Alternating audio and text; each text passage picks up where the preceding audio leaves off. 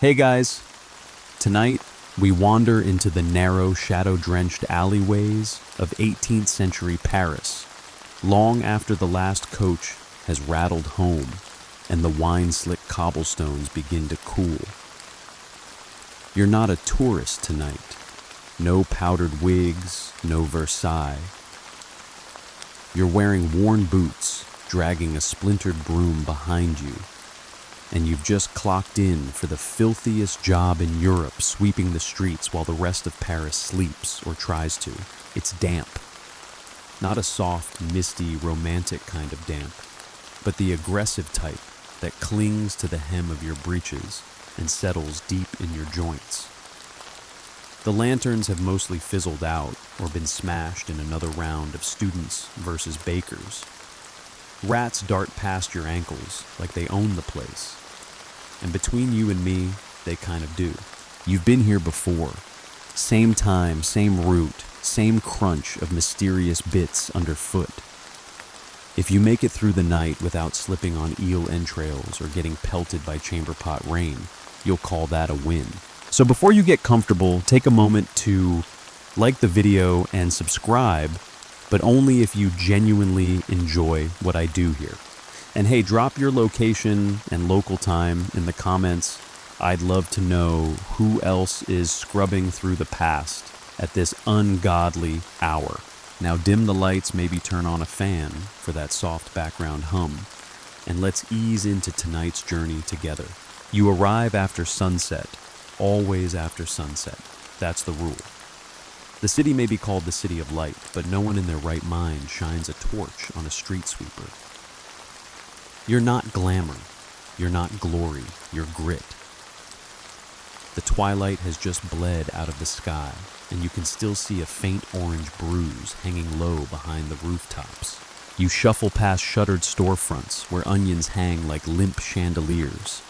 The butcher has wiped down his window mostly, and the baker's boy is asleep on a flour sack. You nod. He doesn't stir. That's fine. You don't talk much to anyone who's vertical at this hour. It's bad luck. Tonight's air smells like boiled cabbage, river rot, and faint, hopeful soap. You know this cocktail well. The soap means someone tried to wash the gutters today. Brave soul. You'll undo most of their efforts by dawn, but it's the thought that counts. As you round the corner of Rue de la Huchette, your boots stick ever so slightly. You don't check. It's better not to know. Was it wine? Was it something worse? Historians still argue whether Paris's streets were cleaned more by rainfall or by rats. You're inclined to vote rats. At least they're consistent. You pause near the bakery, the one with the crooked shutters, and the permanently confused cat. That cat is perched on a windowsill again, watching you with the quiet judgment of a creature who has never swept a thing in its life. You nod at it. It blinks slowly. Fair enough. Your cart waits there, just where you left it. One wheel squeaks like it's practicing for the opera. You don't mind. It covers the sound of your own wheezing. Inside the cart, a broom with half the bristles left a flask of something that pretends to be coffee and a cracked lantern you've patched with waxed paper. All the essentials. As you light the lantern, shadows stretch up the walls like lazy ghosts. Everything in this city casts a shadow, even the pigeons. Especially the pigeons. You hate those birds. You've seen them fake limp wings for sympathy and then steal pastries from blind men. You trudge forward. You've got the western route tonight, 6 alleys, 1 market square, and a whole boulevard of regrettable late-night decisions. You pull the broom from its straps. It's lighter than it should be. You squint at the handle. Someone's carved, "Charles was here into the wood." Great. Charles owes you a new broom. As you begin sweeping, you hear the soft crunch of broken shell. Oyster again. Always oyster. Paris loves oysters more than it loves not slipping on oyster shells. You brush them aside with a practiced flick. A few snails skitter away in protest. A coach rumbles by, its lanterns shrouded. You catch a glimpse of velvet curtains and pale knuckles. Nobility, they don't see you. They don't ever see you. You're invisible until they need a carriage untangled from horse dung. Still, there's a strange kind of peace in that. You move like a ghost among the living, cleaning their path, catching glimpses of their sins. You know which baker's wife kisses which apothecary. You know who drops coins accidentally near the convent steps. You know which nobleman always tosses you a crust of bread after midnight, and which one spits if you glance too long. There's no glory in this job, but there's rhythm. And some nights like this one, that rhythm feels like music. You meet the others behind the bakery, as always. That crumbling wall with the ivy-covered drainpipe has been the unofficial headquarters of your nocturnal brigade for years now. There's no sign, no list, no time cards, just the soft scuff of boots on cobblestone and the familiar smell of tired bodies, old bread, and damp wool. Tonight there are 4 of you, the usual suspects. Emile arrives first, already muttering to himself and chewing something that may or may not be licorice. His lantern flickers madly, casting jittery shadows that make him look like he's got 3 noses. He claims he once swept the entire Rue Saint-Honoré by himself in a thunderstorm, but he also claims he's part Flemish goat, so you've learned to smile and nod. Then there's little Bertha, though calling her little is like calling the Seine a bit wet.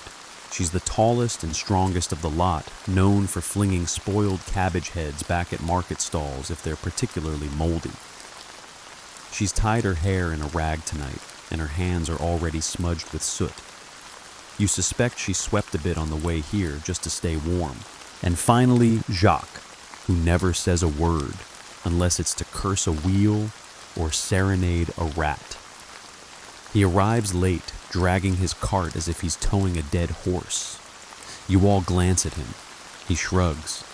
The wheel's stuck again. He'll fix it later with his boot, most likely. No one officially assigns routes. It just happens. You take the western edge tonight. Emile grumbles something about rooftops. Bertha marches off toward the fish stalls, ready to do battle. Jacques mumbles and heads toward the square. The unspoken agreements: stay in your lanes, cover your ground, and if someone screams, you go help, unless it's past 4 a.m., in which case they probably deserved it. You all check your carts. Broom check, rags check, secret pocket of hard candy. Always check. Then Berthe spits on her palm and slaps the broken wall, once a kind of good luck ritual you all started years ago, after a night when 2 carriages collided near the bakery and the cobblestones smelled like brandy and blood for a week. No one talks about it anymore, but you all still slap the wall. There's a brief silence while the city exhales. A dog barks somewhere far off. A drunkard bellows a love song to a window that doesn't open. And above the stars flicker uncertainly, like they're watching you and wondering why you don't just go to bed like everyone else. Historians still argue whether this kind of nocturnal street labor built a hidden community culture among the working poor, or simply masked poverty under the guise of urban cleanliness. You think it's both. There's something strange and comforting about seeing the same exhausted faces night after night. You know each other's coughs, curses, and footsteps better than your own families. You all head out. No grand farewell, no rallying cry, just a nod, a creak of cartwheels, and the quiet shuffle into darkness. As you walk, you spot a familiar boot print in the mud by the corner.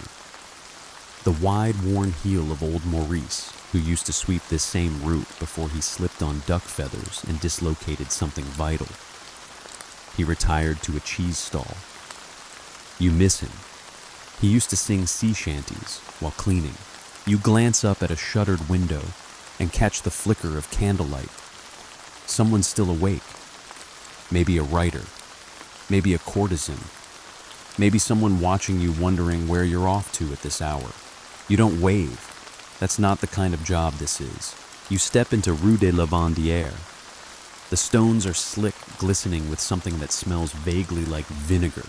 Someone's cleaned, but badly. The streaks are still visible, a sure sign of a rushed jip.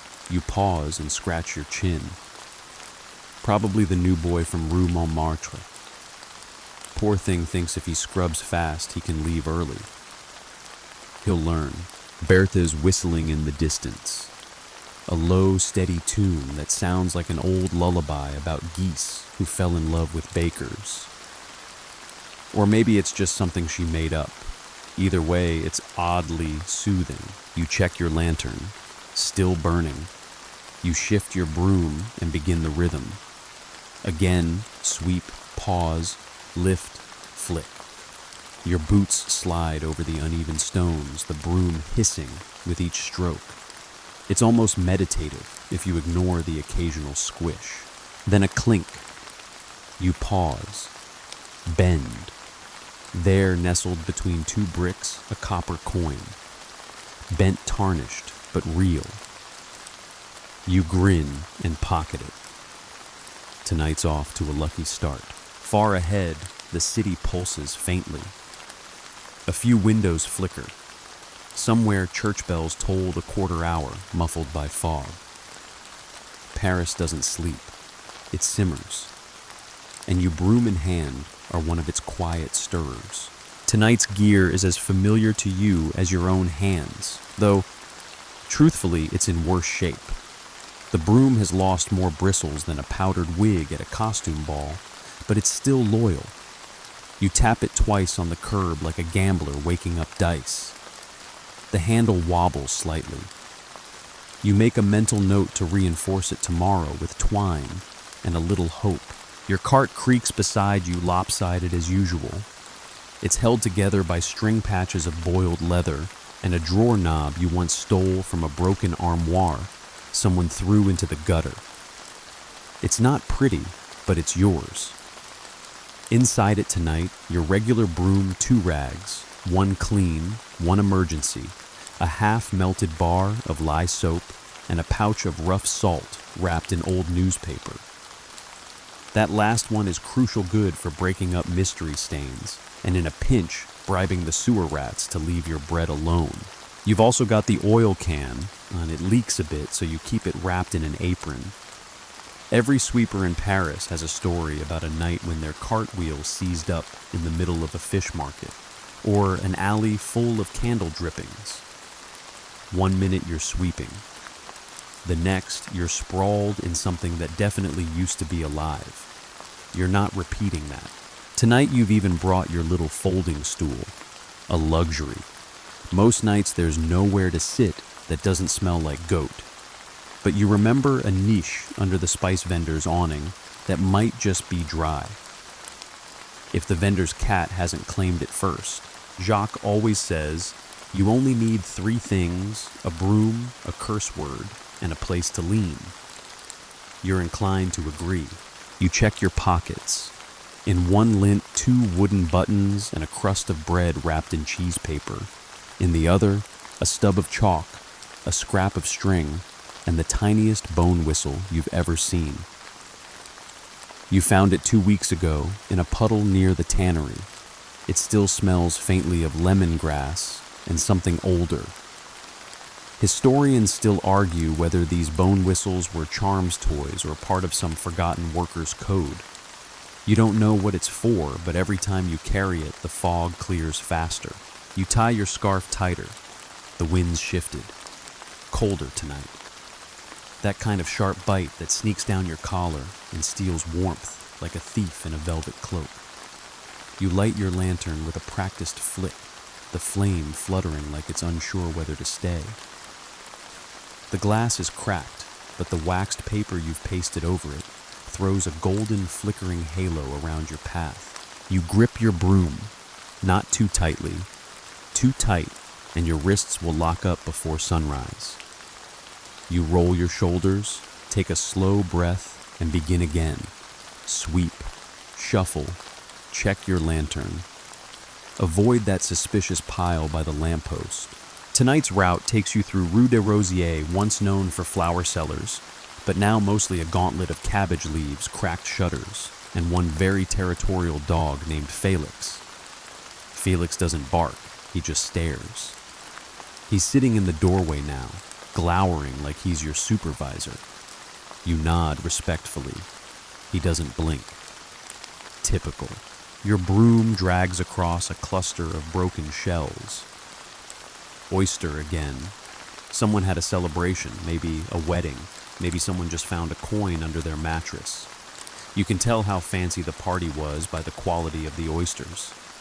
These mid-range, not bad. One still has a bit of lemon stuck inside.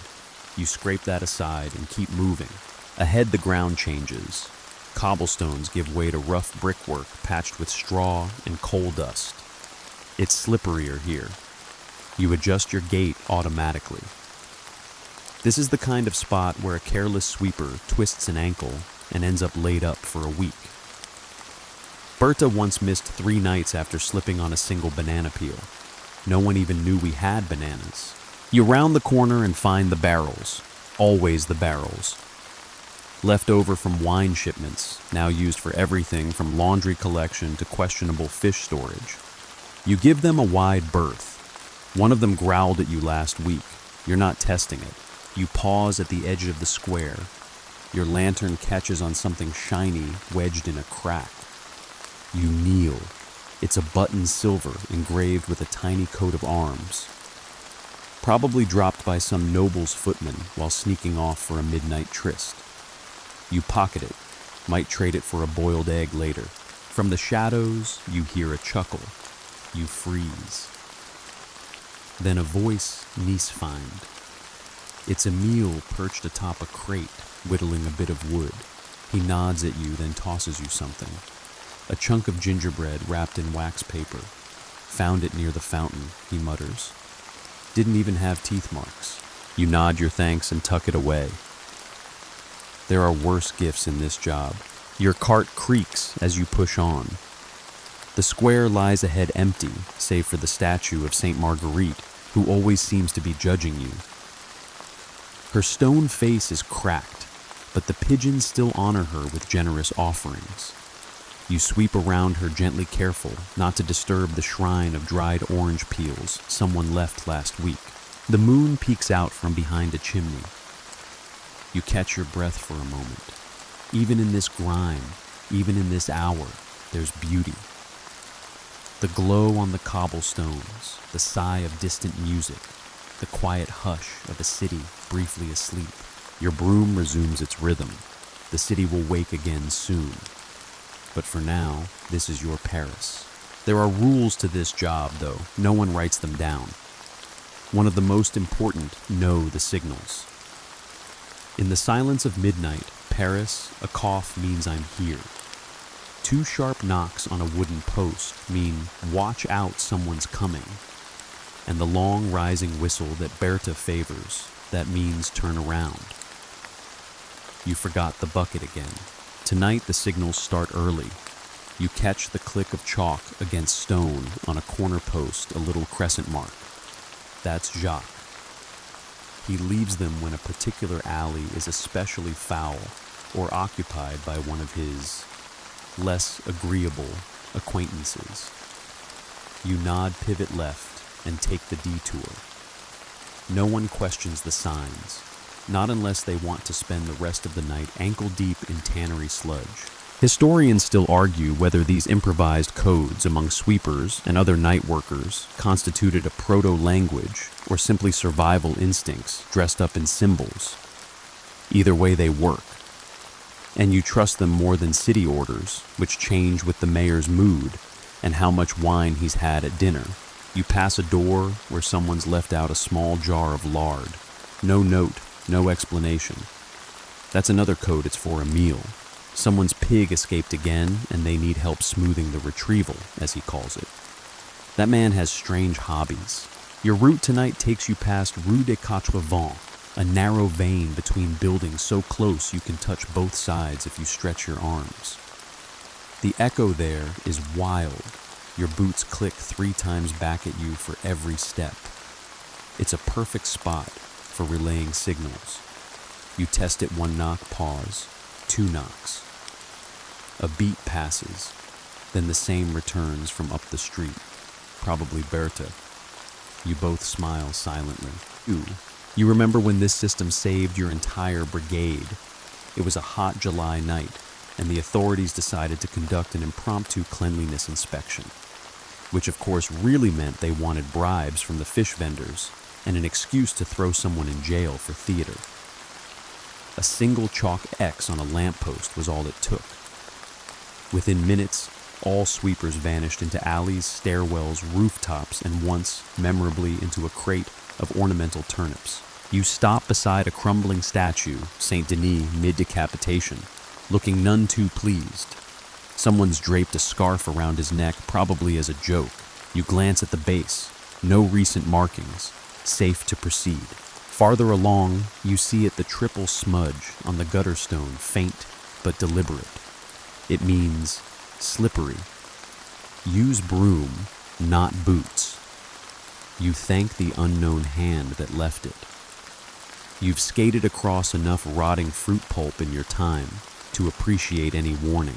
As you sweep, a muffled clatter breaks the stillness. A shutter swings open above, just for a second. A pale hand tosses out what looks like a string of herbs, maybe a charm, maybe trash. It lands near your feet. Rue Saint-Julien is known for odd midnights. You leave the bundle be. Sweepers know better than to interfere with offerings, no matter how wilted. Some streets have their own language entirely. Rue de la Cerise has a habit of coughing when someone turns onto it too many loose tiles. Rue Montaigne's gas lamps flicker twice just before a patrolman rounds the corner.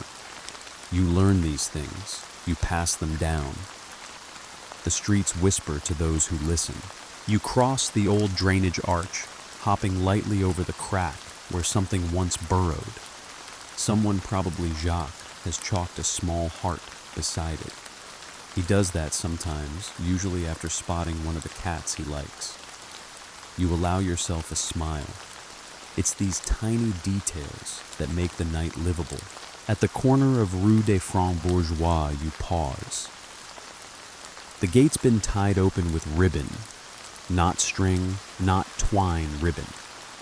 That means Madame Elodie's had another of her midnight lectures. Which means 3 things: spilled wine, at least 2 broken candlesticks, and the faint scent of poetry in the air. You make a mental note to sweep wide. She's fond of tossing ink out the window when she's emotional. Some of the newer sweepers scoff at all this, say they don't need symbols, just brooms and elbows.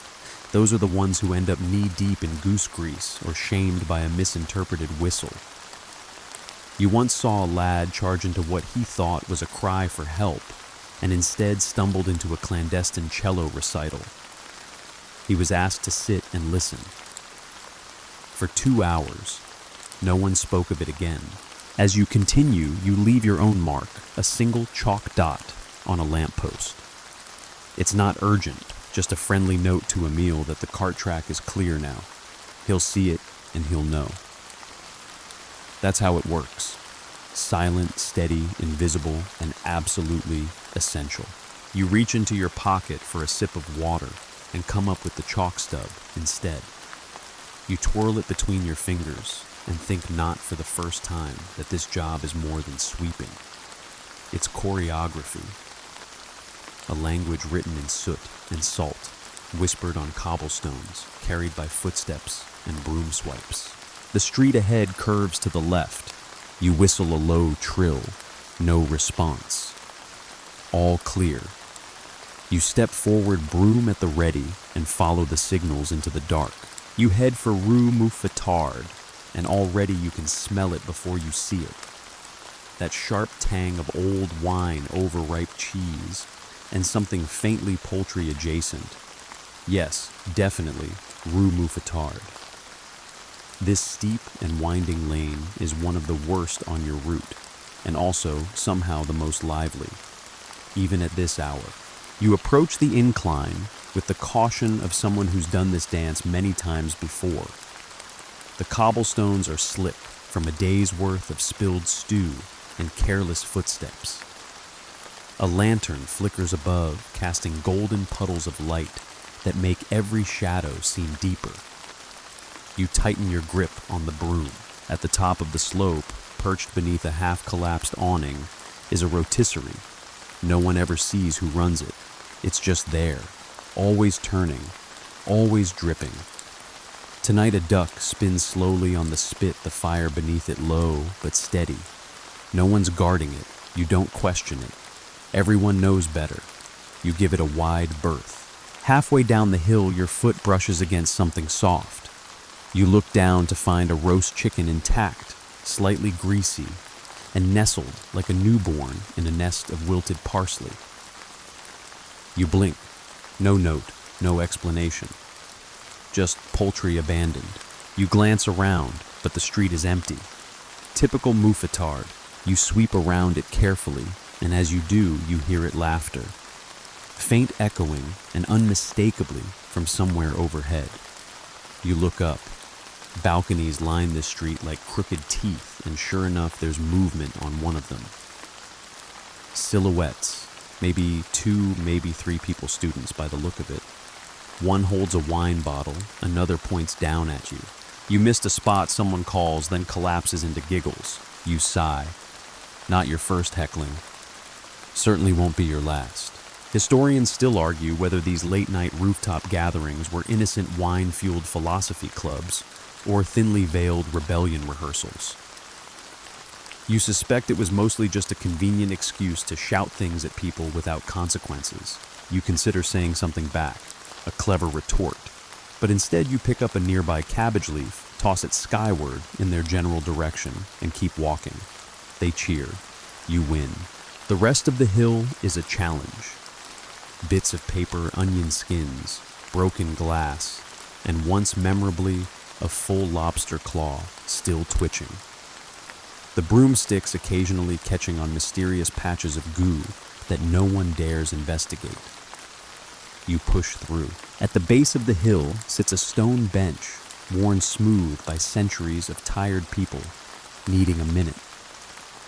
You rest there now, if only to stretch your back.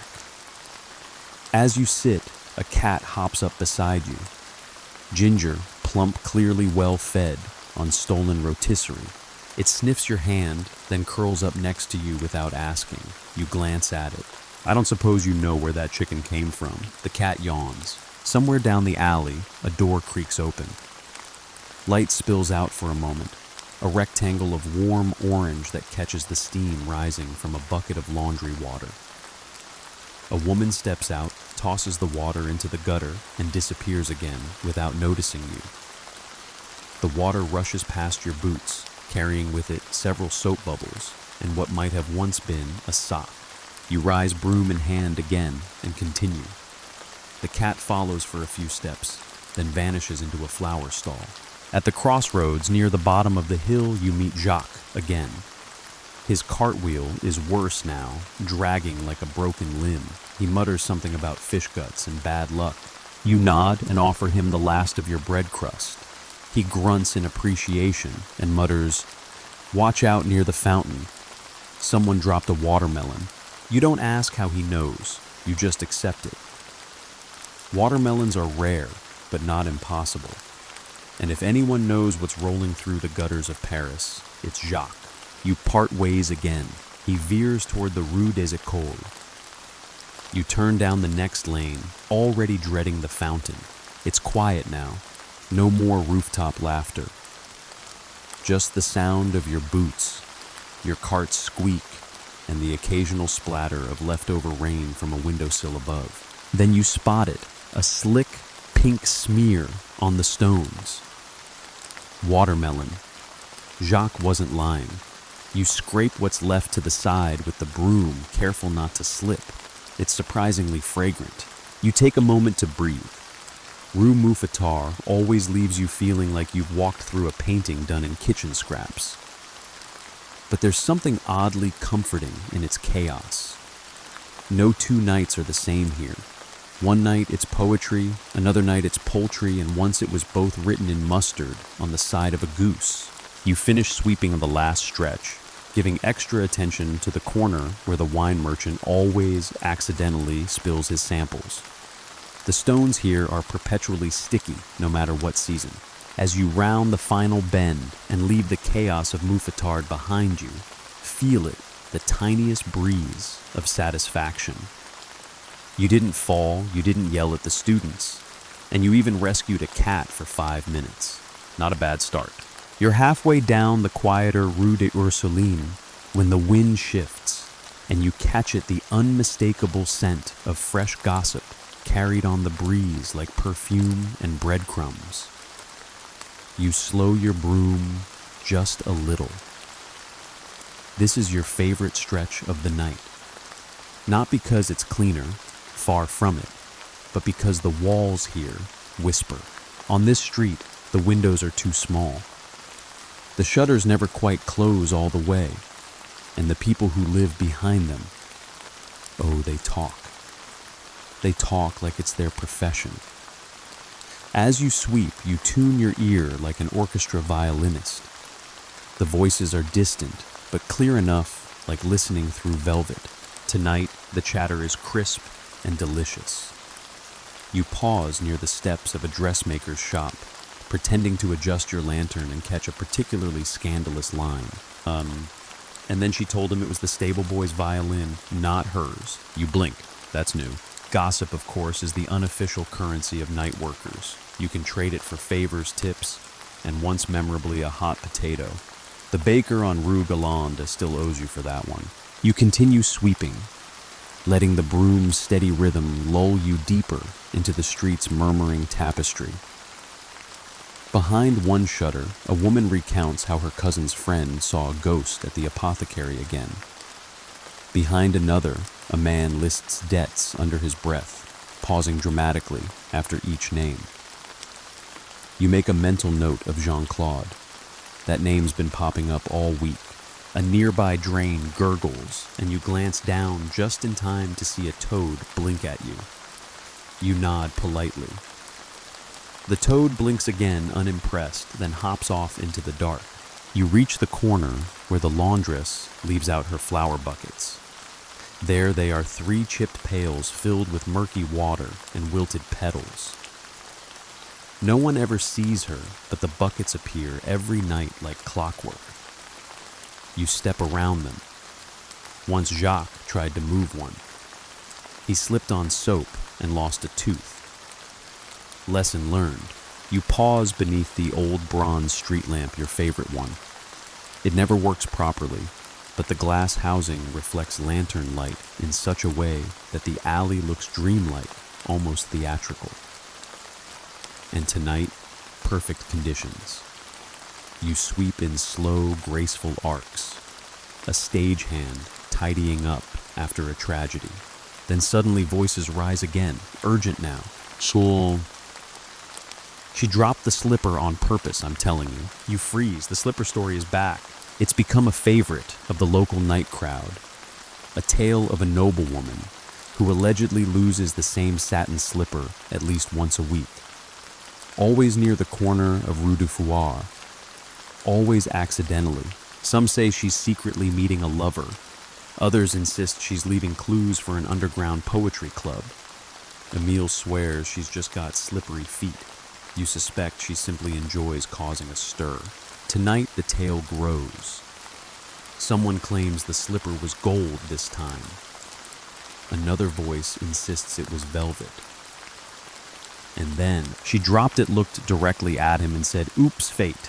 You almost laugh out loud. That's new. Historians still argue whether these recurring urban tales were rooted in real events, or were simply the working class's way of injecting romance into their routines. You'd argue it's both. There's a strange kind of hope in these nightly stories, a belief that something ridiculous and beautiful could still happen in a world full of mud. You turn the corner and nearly walk straight into Berta. She's crouched beside a pile of discarded pastries, inspecting them like ancient relics. She holds up one in eclair that might have been dropped 5 minutes ago or 5 decades. Edible, you ask. She shrugs. Edible enough. You both stand in companionable silence, munching. It's not your first pastry dinner. Won't be the last. Then she points toward a shuttered window and mouths the violin boy. You raise an eyebrow. Apparently he's not a stable boy anymore. He's composing. You nod thoughtfully. That tracks. You part ways again, leaving behind crumbs and speculation. The air is thick now with the smell of cinnamon-spoiled wine and ambition. A familiar trio. You reach the little iron gate that marks the end of the street. Someone's hung a paper note there. Please sweep quietly. Baby sleeping. You smile. The note's been there for months. No one's ever seen the baby or heard it, but everyone honors the request. You lift your broom and sweep extra gently. The city around you is stirring in its dreams. Paris doesn't sleep like a human. It naps like a cat. Ears, twitching paws, curled beneath always halfway awake. As you push your cart past the last shutter, a woman's voice hums softly above. A lullaby, maybe. Or something older. It fades quickly, lost in the rustle of leaves. You carry the sound with you anyway, tucked into your coat like a secret. The Rue Saint-Séverin tapers into a narrow lane, darker than the others and far too quiet. It's the kind of quiet that makes your skin itch. Not because it's unsafe, Paris doesn't sleep enough for true danger, but because this street has history. Bad history. Specifically, the Rat Pact of 72. You glance down both ends before entering, as if the shadows might ask for a password. Your lantern burns lower now, a tired flame flickering behind its cracked glass, casting your silhouette long and crooked on the wall beside you. The smell here is different, older, earthier. Less of a bakery and more of a basement. The bricks under your boots are irregular, patched with odd cobblestones. Berta swears they used to be headstones from a forgotten cemetery. Emile claims they were once part of a collapsed opera house. Jacques just calls them bad luck stones and jumps over them entirely. You, of course, walk straight through. Someone has to be brave. You find the plaque half covered by grime and scratched graffiti. You wipe it with your sleeve. The etching is still legible. Here lies the truce of the Rat Pact, summer 1772. Do not dishonor the crumbs. Most people think it's a joke. You know better. You see, in the summer of 1772, the rat population of Paris nearly overran the 7th arrondissement. Not metaphorically, literally. There were rats in kitchens, in beds, in hats. One barbershop reportedly lost 3 apprentices to tail bites in a single week. Desperate, the city begged the street sweepers for help. And so began the brief chaotic alliance known as the Rat Pact. According to legend, and to Emile, who was definitely not alive then, but insists he inherited the memory, the sweepers agreed to leave nightly food offerings at specific corners in exchange for peace. Bread heels, cheese rinds, bones stripped of every scrap. The rats, for their part, stopped chewing through boots and learned to ignore broom handles. For 6 weeks it worked. Then no one knows who left a wedge of soap instead of cheese. The next morning, all the shutters on Rue Saint-Séverin had been gnawed into lace.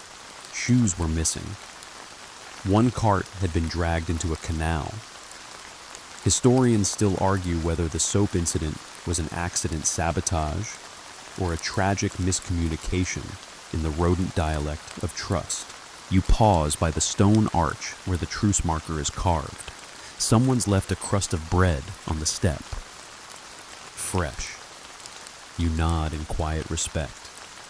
Whether or not the pact still holds you, don't want to be the reason it breaks again. A rat scurries across your path at that very moment, pausing just long enough to glare at you with tiny black eyes. You raise your broom instinctively, then lower it. The rat nods no really and disappears into a hole. You move on. The next stretch is tight with overhanging windows and rusty drain pipes that weep onto your shoulders if you're not careful. Your broom gets caught in a broken plank wedged between two barrels. You tug it free, only to reveal a pile of chestnut husks underneath. Leftovers from someone's midnight snack, or, more likely, the rat's own street-side banquet. You reach the corner where Berta once claimed to have negotiated with a rat queen. You snorted at the story back then, but tonight it doesn't feel so impossible. You stop to rest your wrist. The broom handle is wearing a groove into your palm again, the same spot that always blisters when it rains. You flex your fingers and glance around. From an upstairs window, you hear a voice humming, a lullaby minor key familiar somehow. You can't place the tune, but the last time you heard it, you think you were ankle deep in goose feathers and someone had mistaken you for a priest. You continue sweeping. You flick away a piece of fishbone, a stained playing card, something unidentifiably sticky. The lane begins to widen just slightly. The air warms. You're nearly through. Then something unusual. A mound at the side of the street carefully arranged. Small, precise. Tiny pieces of cheese apple cores and a slice of boiled egg placed in a neat semicircle. Another offering. You lean closer. A folded note sits beside it, damp but legible. You read for peace, for silence, for the ones who remember. You look up and down the street. No one in sight. You tuck the note into your coat pocket and move on quietly. Moments later, as you reach the end of the lane, your cartwheel squeaks again. A second rat darts out, then stops just for a moment and runs across your boot. You don't flinch. You just keep sweeping. You round the corner from the rat alley and enter a different world entirely. Rue de Bièvre greets you with the soft shimmer of moonlight on damp cobblestones and the faint scent of soap and lye. You recognize it instantly laundry night. The washerwomen have been here, and if you're lucky, they're still around. Sure enough, as you sweep past a row of shuttered buildings, you hear it, the clatter of wooden buckets, and the unmistakable laughter of someone who doesn't care how far her voice carries. That's laundry laughter. You follow the sound around a bend and find them. 3 women crouch near the edge of the Seine, sleeves rolled skirts, hiked hands red from scrubbing. Soap bubbles float like tiny ghosts above their washtubs. One of them sees you and waves a wet rag in greeting. "Oh, look," she says, "it's the broom prince." You give a tired bow. You've been called worse. The washerwomen of the night shift are a rare breed, part chorus, part gossip hub, part street oracle. They know everything and forget nothing. You've learned more about Paris listening to them than from any town crier or crooked clerk. You step closer, setting your broom aside for a moment. One of the women, Sabine, you think hands you a wet biscuit. "Careful," she says. "It's soaked in mint water." You eat it anyway. It's the polite thing to do. They're working by candlelight, 4 stubby tapers wedged into the cracks of the river wall. The flicker of flame reflects off the water, turning everything gold and rippling. It's oddly beautiful, in a sudsy, slightly chaotic kind of way. As you watch the women begin a song, not a real melody, more like a rhythmic chant. Scrub and splash, curse and rinse. If it's still stained, blame the prince.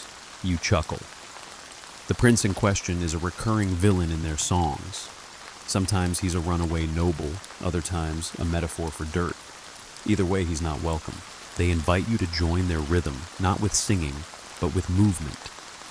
One of them claps and you fall into step, sweeping in time with their scrubbing.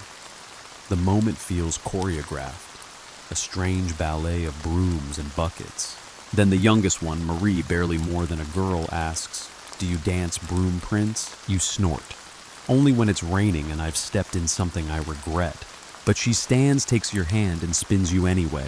There, under the moon, with soap suds drifting like snowflakes, you do a clumsy fox step, the kind you once saw outside a tavern but never tried. The others laugh. You bow again, exaggerating it this time. Better than the taxman, says Sabine. Less likely to steal your onions, adds another. You sweep a few paces more as they wring out linens, their arms strong, their backs bent with experience. These women have stories. Some you've heard, most you haven't. One fought off a thief with a fishbone. Another eloped with a perfume maker, only to return 3 weeks later, smelling of regret and lilacs. Historians still argue whether washerwomen were agents of quiet resistance, passing messages through stains and linens, or simply hard-working women trying to get through the night. You suspect both are true. They know when to keep silent and when to sing loud enough for the moon to blush. You return to your cart reluctantly, broom in hand again. The women don't stop their song as you leave. It fades behind you, steady and rising with the rhythm of the river. As you cross the bridge, you glance down and see it a bar of soap floating gently along, caught in the current, glowing faintly under the lantern light. You watch it until it disappears beneath the stone arch. On the other side of the river, your cartwheel squeaks again. You pause. From somewhere nearby, another sound joins it, a faint drum beat. No, not a drum. Footsteps. Several sets moving in unison. You duck into a shadowed doorway as a small procession passes. Men and women dressed in faded carnival clothes, their faces half-painted, their heads bare. They're quiet, their steps deliberate. One carries a bundle of lavender. Another has a chicken under his arm. You make no sound. They don't see you. Or if they do, they choose not to. When they're gone, you step back into the light. No sign of them remains. You look across the river once more. The washerwomen are still there, barely visible now. Their movements slower, their songs gentler.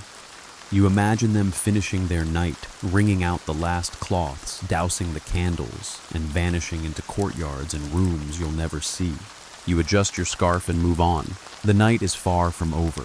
You're halfway across Pont Saint-Michel when you spot him leaning against the guardrail like he owns the river. The watchman, or rather a watchman. This one's got a crooked belt, a poorly trimmed mustache, and the general aura of someone who's fallen asleep standing up more than once this week. You slow your pace broom over your shoulder, trying not to draw too much attention. Some watchmen like to throw their weight around after dark. Others ignore you completely. And then there's this one. He spots you immediately and lifts a hand, not in warning, but greeting. Well, if it isn't His Majesty the Cobblecomber, he says with a smirk. You sigh and offer a half-hearted salute. Evening, Officer Henri. He tips his cap, which barely clings to his head. You sweeping the bridge again tonight, brave soul. I nearly lost a boot to pigeon slime last week. Hazard of the trade, you reply, reaching for the rag tied to your cart handle. Henri steps aside to let you pass, but then lowers his voice conspiratorially. You wouldn't happen to know a tune about onions, would you? You pause. Sorry. He clears his throat suddenly, sheepish. Had a girl ask me for a song the other night. Said her father used to hum it while chopping onions. I told her I knew it. I did not, in fact, know it. You smirk. You serenading folks now. I'm diversifying, he says, nodding seriously. Can't rely on baton work forever. You think for a second. There is a song about onions. One Emile sings sometimes when he's deep into his flask. It starts with onions weep for the morning light and gets stranger from there. You hum the first few notes. Henri's eyes light up. That's it. You teach him the opening lines while you sweep. The bridge is slick tonight, though, thankfully free of actual tears or onions. The river below gurgles like a bored giant and reflects your lantern in jittery ribbons. There's something oddly comforting about moments like this shared absurdity between two people awake when they shouldn't be. Henri hums along as you work his voice a warbling baritone that frightens a pigeon off the railing. After a while, he thanks you with a nod and digs into his coat. From his pocket, he pulls a small roll of paper and hands it over. Found this on the steps of the conciergerie, he mutters. Not mine. but something about it feels like yours. You unroll it. It's a tiny sketch ink on cheap paper. A street sweeper cart, and all beneath a moon. No words, just that. You stare at it a moment longer than you mean to. Looks like you, Henri, says, already walking off. You tuck the drawing into your coat and cross the rest of the bridge. On the far side, the buildings shift again closer together, slightly damp, their facades decorated with crumbling stone faces and rust-stained drain pipes. This is the quarter where everything feels a little haunted, a little tired. You push your cart past a locked bakery where the loaves in the window are clearly made of wax, and a barber shop that hasn't changed its window display since the king was a child. At the next alley, your cart bumps hard, something under the wheel. You stop, look down. A spoon. Not just any spoon, a fancy one. Gilded, monogrammed. Probably belonged to someone with powdered curls and terrible opinions. You hold it up. It gleams even in the weak lantern light. You consider keeping it. Then you remember the last time someone in your brigade pocketed a silver spoon. Bertha swore her bed smelled like peppermint for a week. Emile got a nosebleed. Jacques dropped his cart into a canal. You place the spoon gently on a windowsill and keep moving. Historians still argue whether street sweepers were superstitious or simply too exhausted to tempt fate. Either way, you're not about to invite a silver spoon curse into your evening. As you round the next corner, a low hum reaches your ears. Not a washerwoman's tune, not a lullaby. A whistle. You freeze. 3 notes. Rising, then falling. The signal for slow down, watchman, ahead. Which is odd because you just left Henri behind on the bridge. This must be someone else. You duck into a side alley. Wait, sure enough, a different watchman appears, this one sharp-eyed, brisk, and suspicious of everyone. He strides past, glancing around like he expects someone to leap out and confess a crime. You stay perfectly still, broom hugged close. He disappears down the street, and you let out a breath. Moments later, a figure steps out from behind a barrel at the alley's mouth. Bertha. She grins. Didn't like the look of him.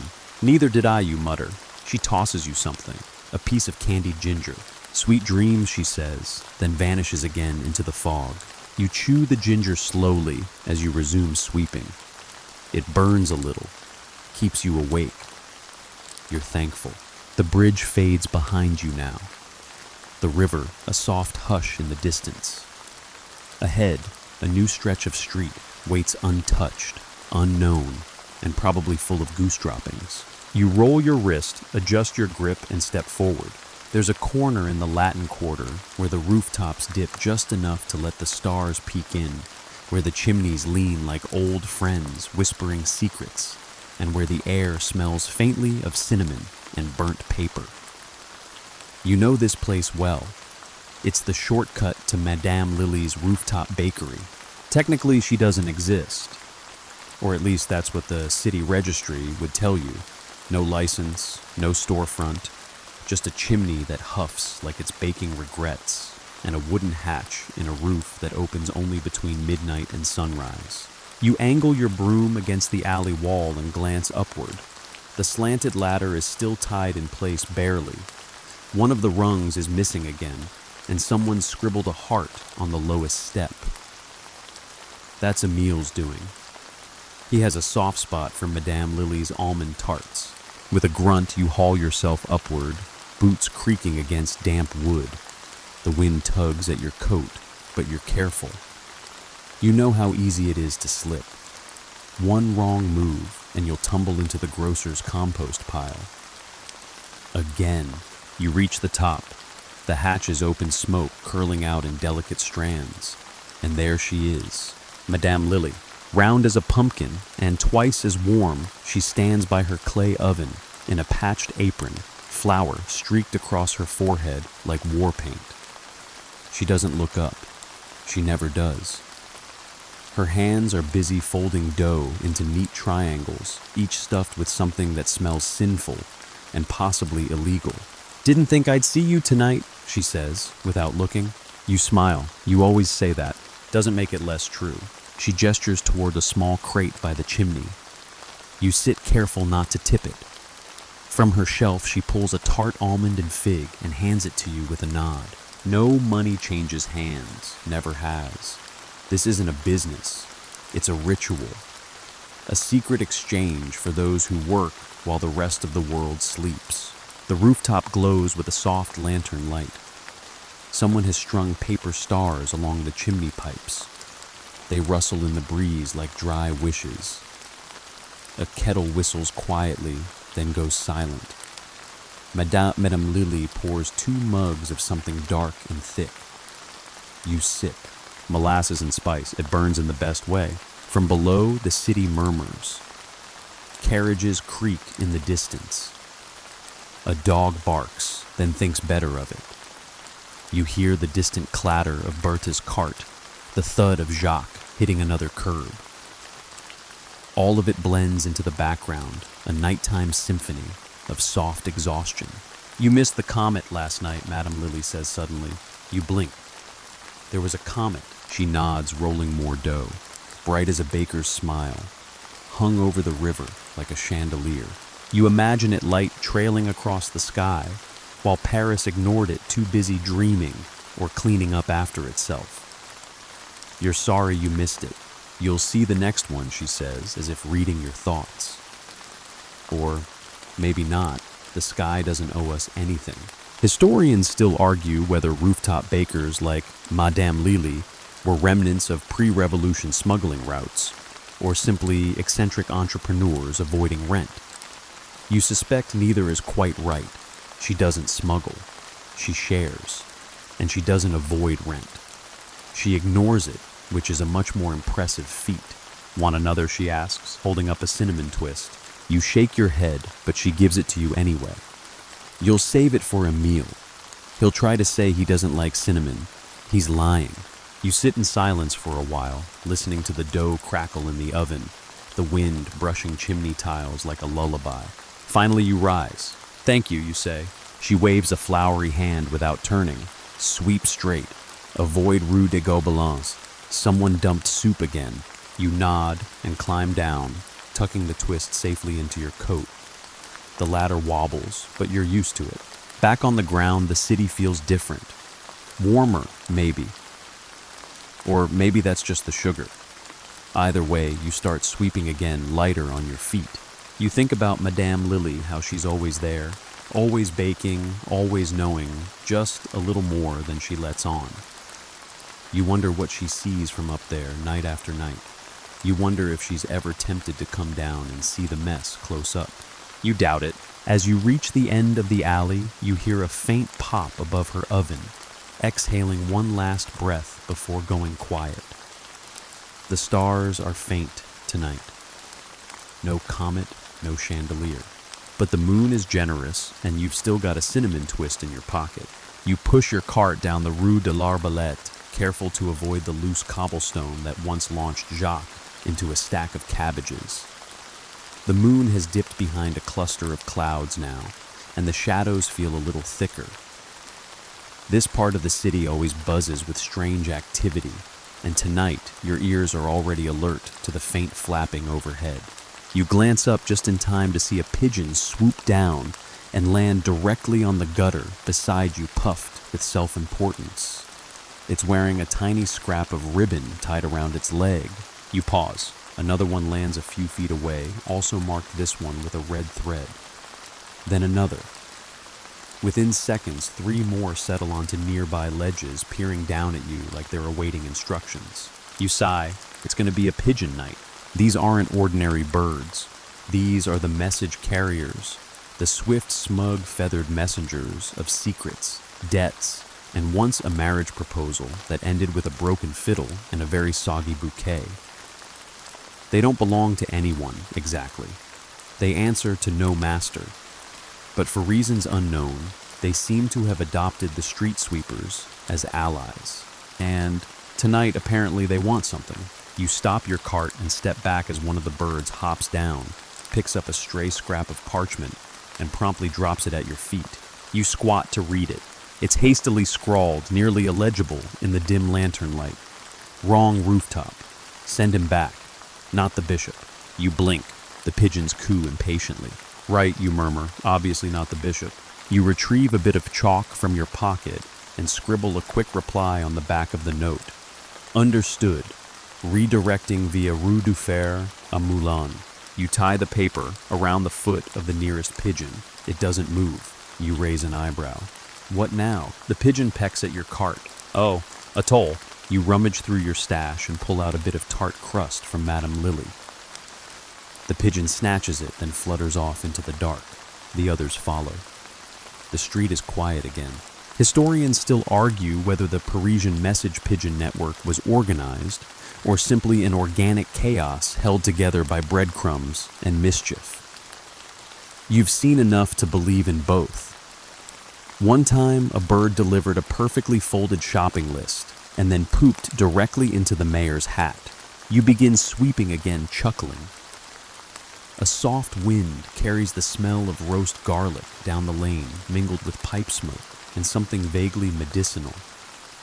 You pass a shutter where a candle flickers nervously and hear a murmur from inside a man practicing a confession in Latin, his voice trembling on each syllable. You don't linger.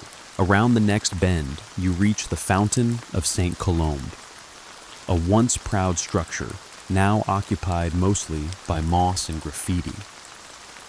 A group of night boys used to hang around here trading chalk matches and odd bits of gossip they overheard while delivering laundry. Tonight, it's empty, save for a bucket of feathers and a broken spoon. You sigh. Pigeons again. Then movement above. A curtain flutters and someone hisses your name. You freeze. It's Claudette the seamstress with one working eye and a memory sharp enough to cut silk. She leans out from her window hair, wrapped in what appears to be a curtain tie. You sent the wrong note, she whispers urgently. You blink. Me, she nods. He was supposed to get this. She holds up another slip of paper, and instead, he showed up quoting Virgil and asking for forgiveness. You wince. Bishop, she nods again. Pigeons got mixed up, you offer. Tell them to mix better. She tosses down the correct note. You catch it glance at the elegant script. Meet me beneath the mulberry tree at dawn. Wear the red scarf. Bring nothing else. Romantic. Dramatic. Likely to end in tears. You tuck it into your coat, promising silently to hand it off at the next pigeon outpost. Probably the bakery roof. Claudette vanishes back inside with a groan. As you turn back to your sweeping, your broom catches on a folded paper tucked into a crack near the fountain's base. Another note. You open it. It's a poem. Short. Untitled. Written in neat looping handwriting. The moon dips low to watch you clean.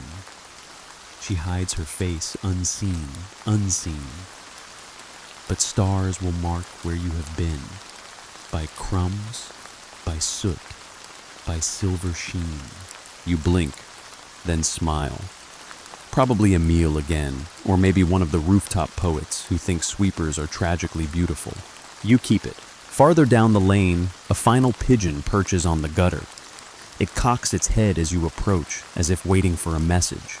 You fish in your pocket, find nothing, and say softly, "Tell them, I'll deliver the red scarf letter myself." The pigeon flaps away without reply. You continue on. Beneath your boots, the street glows faintly in your lantern's tired light. Overhead, more birds gather on the rooftops, their tiny claws clicking like typewriters on the tiles. Somewhere in the dark, a love story is misdelivered. Somewhere else, a bishop waits in the wrong alley. But you just sweep. It hits you the moment you turn onto Rue de la Tannerie, the smell. Thick and unforgiving, a sour blend of boiled hides, stagnant water, and old sweat. Even the rats avoid this stretch.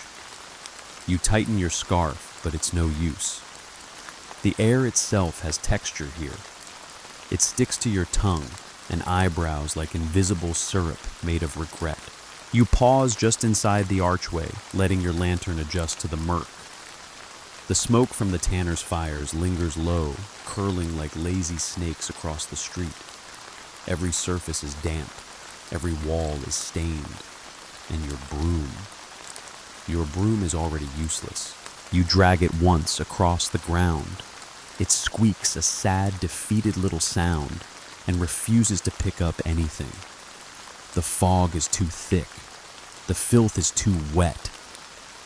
You consider just turning around, but this street is part of your route, and you're not a coward. You switch to the rag.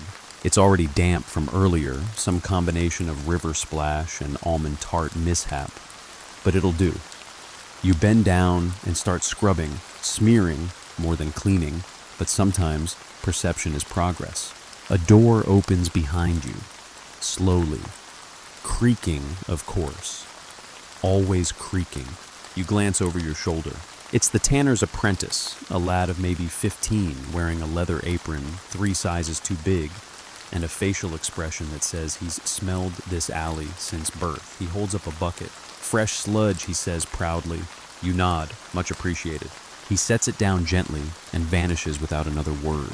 You have no idea what's in the bucket, probably best not to know.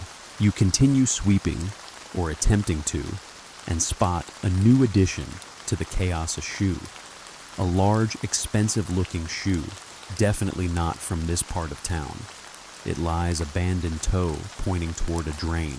You pick it up gingerly, leather-polished, monogrammed on the inside. GD, you read aloud. Interesting. You know of only one GD who would wear shoes like this. Gustave Delacroix, a minor noble with a major gambling problem and a tendency to show up places he shouldn't be. You turn the shoe over. The sole is clean, which is odd. Clean soles don't happen on this street ever. Historians still argue whether men like Delacroix ventured into working-class districts for thrills, secrecy, or pure idiocy. Based on the evidence in your hand, you're leaning toward idiocy. You toss the shoe onto your cart and make a note to ask Henri, the friendly bridge watchman, about it later. He collects noble mishaps like other men collect stamps. Farther along, the smoke thickens. You hear coughing from inside the workshop walls, deep rattling, almost inhuman. The tanners work through anything: illness, injury, marriage proposals. Once one of them kept working while a rooster was biting his leg. Said it kept him focused. You reach the central square of the alley, really just a widening in the path, ringed by barrels of grayish liquid that you know better than to investigate. In the middle stands the infamous pole. They call it the weather stick. No one remembers when it first appeared or who drove it into the ground. It's just a wooden post painted red at the top with a single crooked nail near the bottom. But the sweepers have learned to read it better than any almanac. When the red paint drips fog ahead. When the nail is missing, rats have moved in. When it smells like vinegar, flee. Tonight the pole is vibrating. Not visibly, not enough to catch the eye. But when you place a hand against it, you feel it like a cat purring. A slow, rhythmic thrum, steady as a ticking heart. You step back. You've seen enough. As you turn to leave the square, something brushes past your ankle. You jump. It's a dog. Skinny one ear, missing eyes, cloudy. You exhale. The dog sniffs at your cart, then licks the side once and lies down beside the weather stick, like it owns the place. Suit yourself, you mutter. You leave it there. As you exit Rue de la Tannerie, the air begins to clear. Your lungs feel betrayed. Your nose numb. You wipe your face with your sleeve and taste salt. Not the nice kind, the old kind. You've made it through, that's enough. Ahead, a narrow passage opens Rue des Teinturiers. It smells like crushed roses and vinegar. Practically perfume after what you've just endured. Before you cross the threshold, you glance back once. The weather stick stands perfectly still now. The dog is gone. Of course it is. You adjust your grip on the broom and roll your wrist to shake out the ache. Your cart squeaks again, louder than before. It needs oil. You'll find some. Someone always has oil. If not, you'll trade for it. Maybe even with the tanner's apprentice. He looks like the type who could be bribed with poetry or spoiled cheese. As you move forward, the lantern casts your shadow tall and crooked along the wall, and you hum to yourself. Not an onion song, not a lullaby, just something wordless and tired. The night isn't over. There's still filth to clear, mysteries to dodge, and maybe, just maybe, another tart from Madame Lily. You turn onto Rue des Fossés Saint-Bernard and find it gleaming. Not with light, of course, this isn't one of those streets. No gilded lamps or crystal chandeliers. What shines here is the stone. One particular cobblestone halfway between the fountain and the old carriage depot glows faintly in the moonlight, like it's been waxed by angels or lawyers. You approach it carefully. There it is, the best-kept cobblestone in all of Paris. You run your foot over it, smooth as glass, slippery even. No grime clings to it, no soot sticks. The broom passes over it like a skater on ice. Not a smudge, not a speck. No one knows why it's so clean. It defies the city. Bertha swears it's enchanted. Jacques insists it was cursed by a retired opera singer who dropped her sandwich on it and demanded divine recompense. Emile once claimed he saw a man polishing it with his tears and a glove made of rat fur. Historians still argue whether it was a natural polishing over time, centuries of carriage wheels and foot traffic, or a deliberate tradition kept alive by secret sweepers. Personally, you think it's the spitting. You see, for reasons unknown, people spit on this stone all day, every day. Children, merchants, even monks. And every night you, or someone like you, sweeps it clean. And somehow, despite that, it gleams. You give it your usual nod of respect and move on. The rest of the street is more honest, sticky stained, and full of corners that harbor mysterious puddles. Your broom thumps over the uneven stones. You swipe aside a cluster of damp petals, a wine cork, and something that might once have been part of a musical instrument. You round the corner past the old carriage depot and hear them voices, at first soft, then louder, male and female alternating like a broken seesaw. Arguing, performing. You inch closer and spot them through a half-open gate, two street performers rehearsing beneath a tarp. He wears a cracked top hat and gestures wildly with a cane. She's draped in mismatched scarves, holding a tambourine like a weapon. They don't notice you. He shouts, "The stars shall witness my return, madame." She shrieks, "Only if they stop laughing first." You lean against your broom, smiling. They rehearse here most nights. Never for an audience, just for each other and possibly the rats. Occasionally someone tosses them a coin. Once someone threw a sausage. You watch for a minute longer, then quietly resume sweeping. The broom's rhythm feels theatrical, now left, right, spin, flick. The cobblestones are your stage, the moonlight your spotlight. You pass a cluster of windows, above one of which is inexplicably open despite the cold. From inside, the unmistakable smell of stew and the gentle hum of a lullaby, sung off-key. You catch a single line, something about clouds shaped like eggs. You file that one away, could be useful for future small talk. At the base of the next lamppost, you find something unusual, a marble, small blue veined with silver. You crouch to inspect it. It hums faintly in your hand. You don't know why. You place it in your coat pocket next to the bone whistle and the sketch from Henri. Your coat is becoming something of a museum. You wonder if someone will ever catalog its contents and draw wild conclusions. You hope so. As you move farther down the street, your lantern flickers. You shake it gently. It steadies. You tighten the waxed paper around its edges. You're nearly out of oil. You'll need to refill soon. Maybe at the corner where the chimney sweep boys keep a stash behind the drain pipe, if the cats haven't found it first. You pass the bakery with the broken sign, Pain du Ciel, someone painted years ago. The C fell off long ago, so it just says Pain of Heaven. Strangely fitting. Outside the door lies a small pile of breadcrumbs arranged into the shape of a question mark. You pause. There's no message, no explanation, just crumbs deliberate and precise. You look around, no one. You sweep the question mark into your cart, gently, respectfully. The rest of the route is quiet. You step over a twisted spoon, 2 dominoes, and what might be a carrot or a very pale beet. Your broom drags behind you, sweeping up what the day forgot. At the end of the street, you glance back. That cobblestone is still shining, still smooth, still spotless. You think briefly about spitting on it, just to see what happens. But no, it's earned the night off. You turn the corner and disappear into the next street.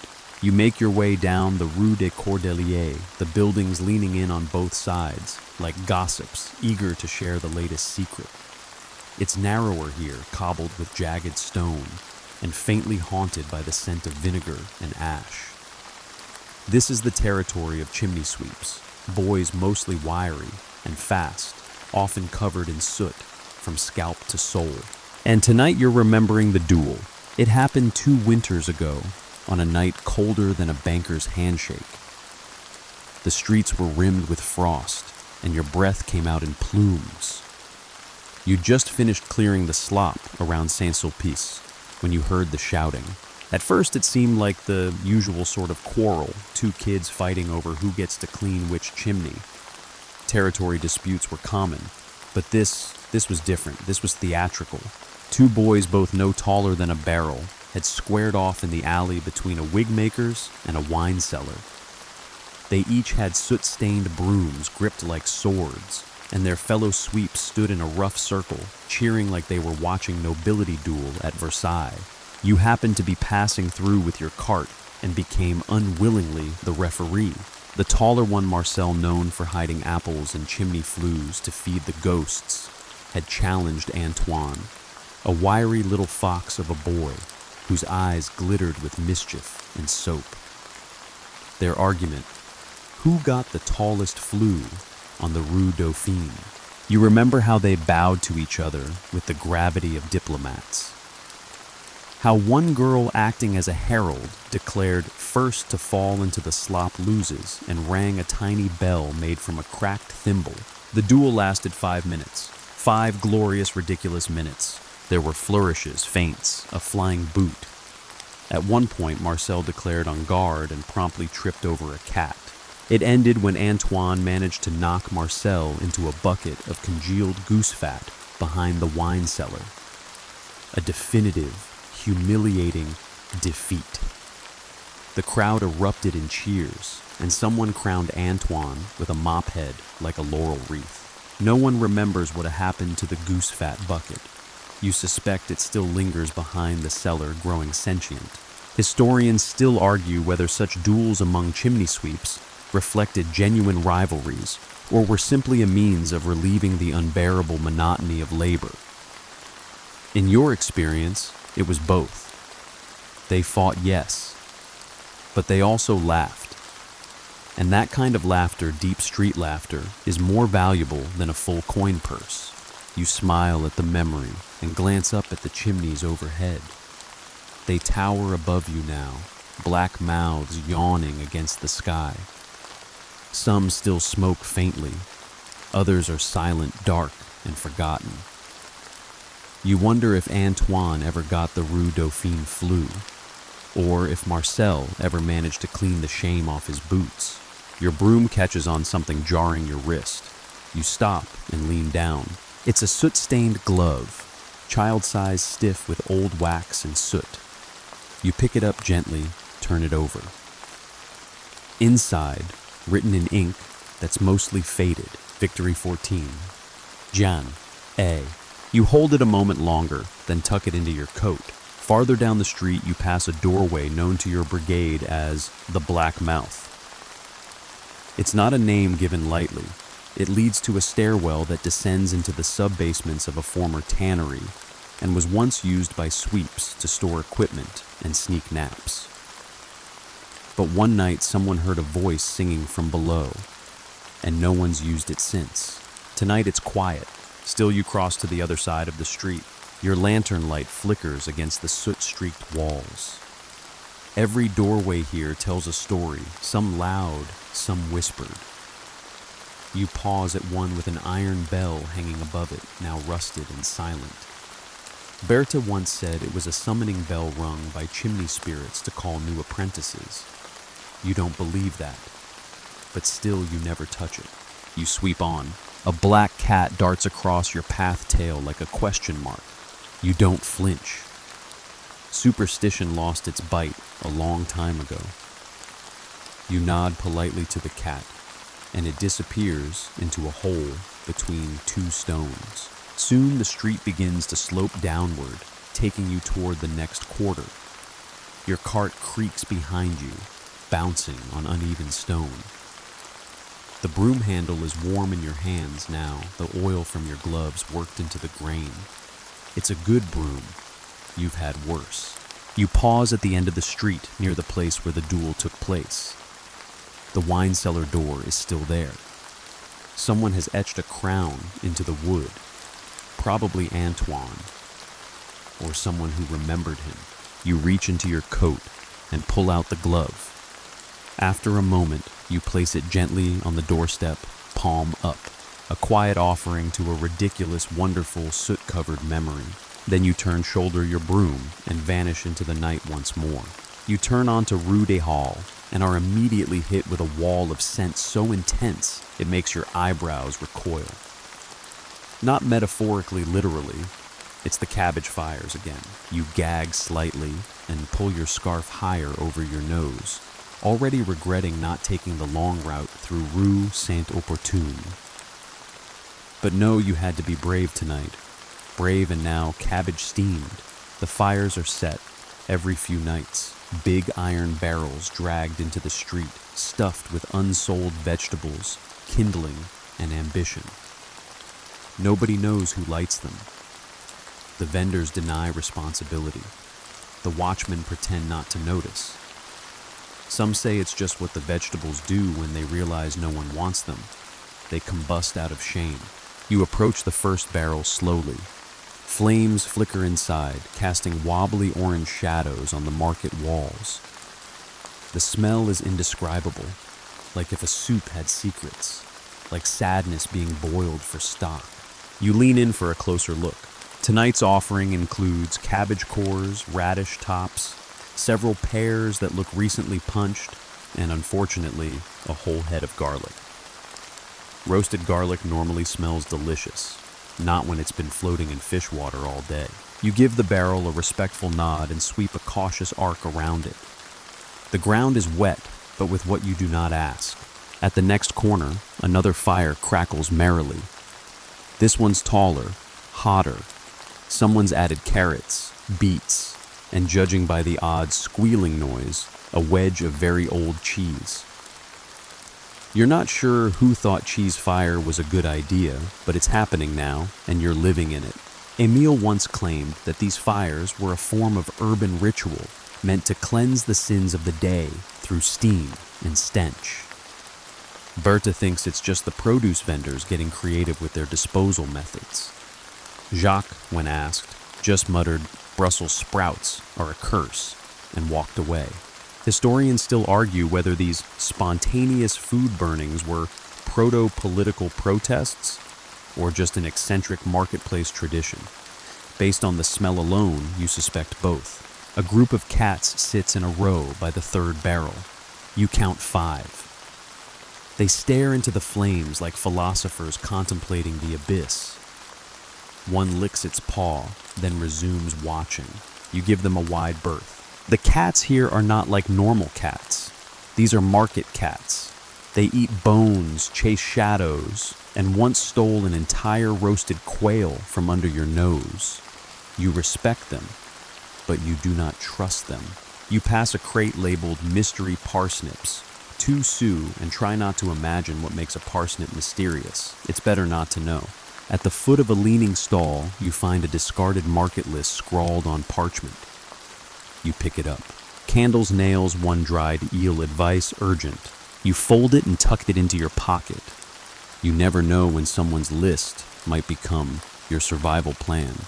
As you sweep toward the center of the old market square, a familiar sound reaches your ears, the rhythm of a barrel being thumped with a stick. You follow it and find two children, probably siblings, drumming out a slow beat beside a fire. Their clothes are patched, their faces smudged with soot, but their rhythm is perfect. Left, right, pause, right, right. The market beat. You nod to them, they nod back. One holds out a cracked tin cup. You reach into your pocket and drop in the marble you found earlier, the blue one with silver veins. The girl holds it up to the firelight, eyes wide. For luck, you say? She tucks it away and resumes drumming. You sweep in time with the rhythm, letting the beat guide your broom across the uneven ground. Around you, the market sleeps. Stalls draped in canvas baskets, empty and overturned.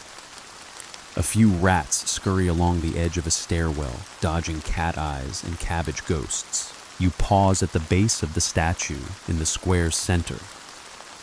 Once it was a great figure, some duke or other. Now its face is worn down, its plaque defaced with chalk drawings of a stick man doing a jig. You smile. Someone has left a pile of apple peels at its feet. You sweep them gently into your cart. A voice calls from behind a shutter.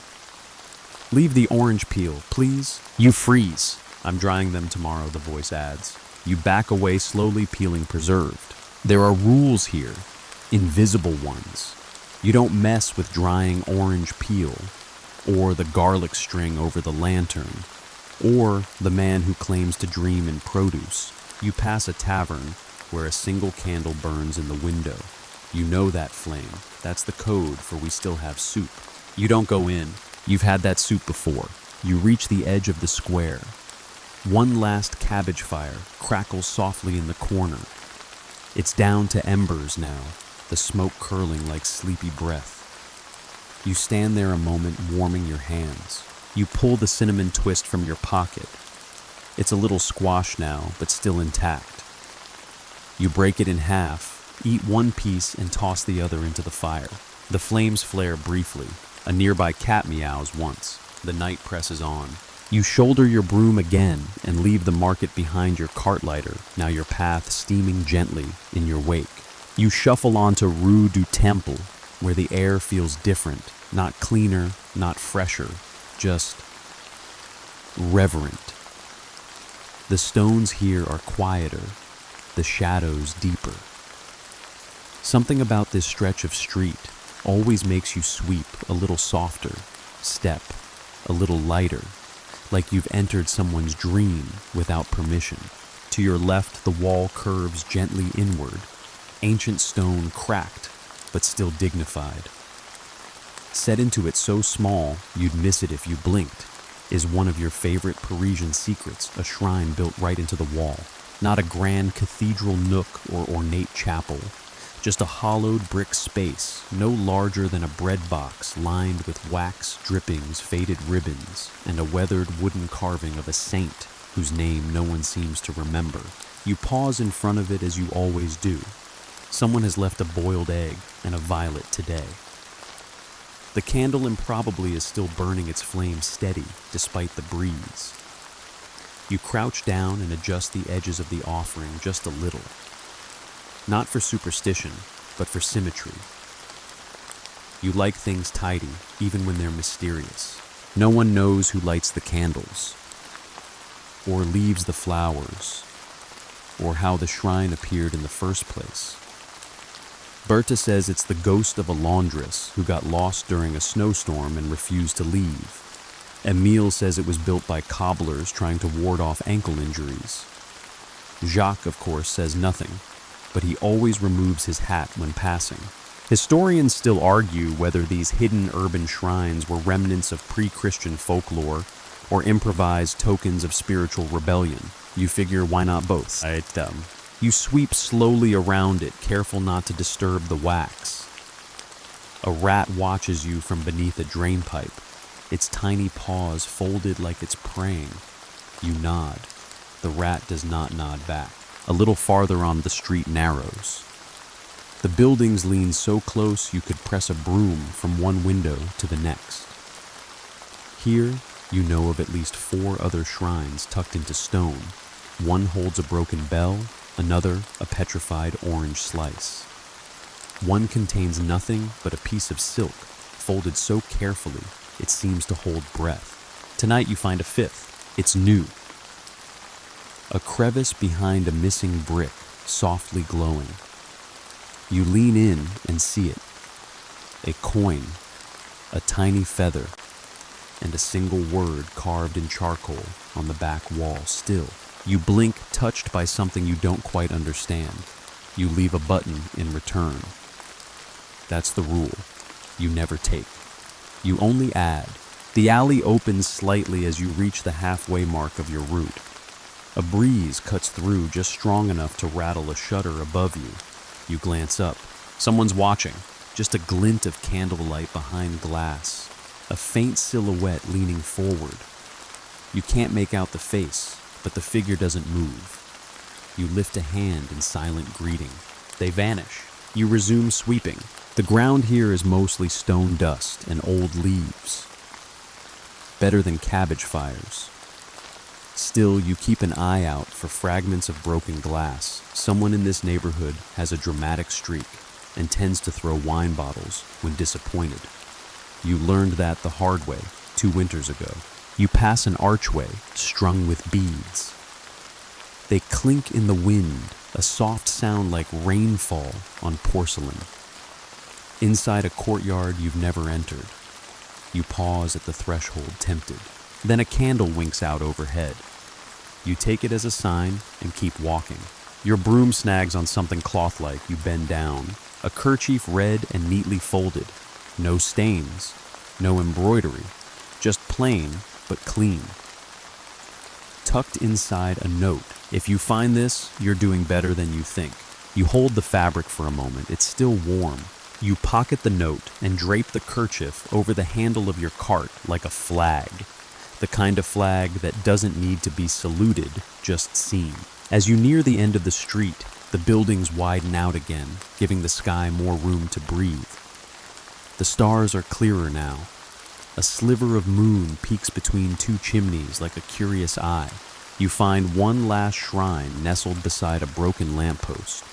It's nothing fancy, just a piece of string tied around a nail fluttering in the breeze. You pause. You untie it. You retie it slightly higher. There. Better.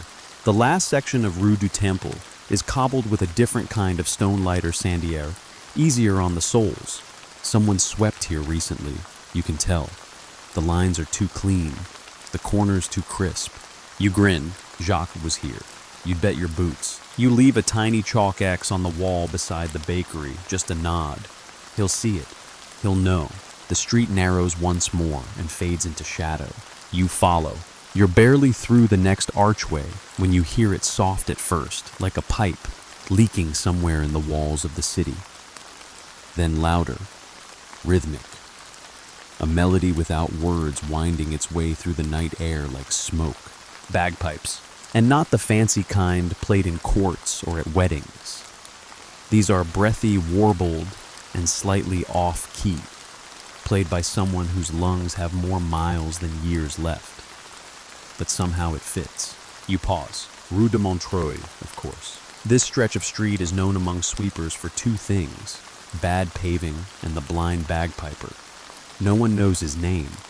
He appears like fog, usually after midnight, settles in the same alley between the cooper's shop and the laundress's stairwell, and plays until the sun begins to nibble at the rooftops. You roll your cart forward, wheels bouncing awkwardly on the cracked stones. The tune grows clearer now, a slow, mournful reel that somehow makes your joints ache more just by listening. You round the corner. There he is. The bagpiper sits on an overturned crate, back straight, legs crossed at the ankles.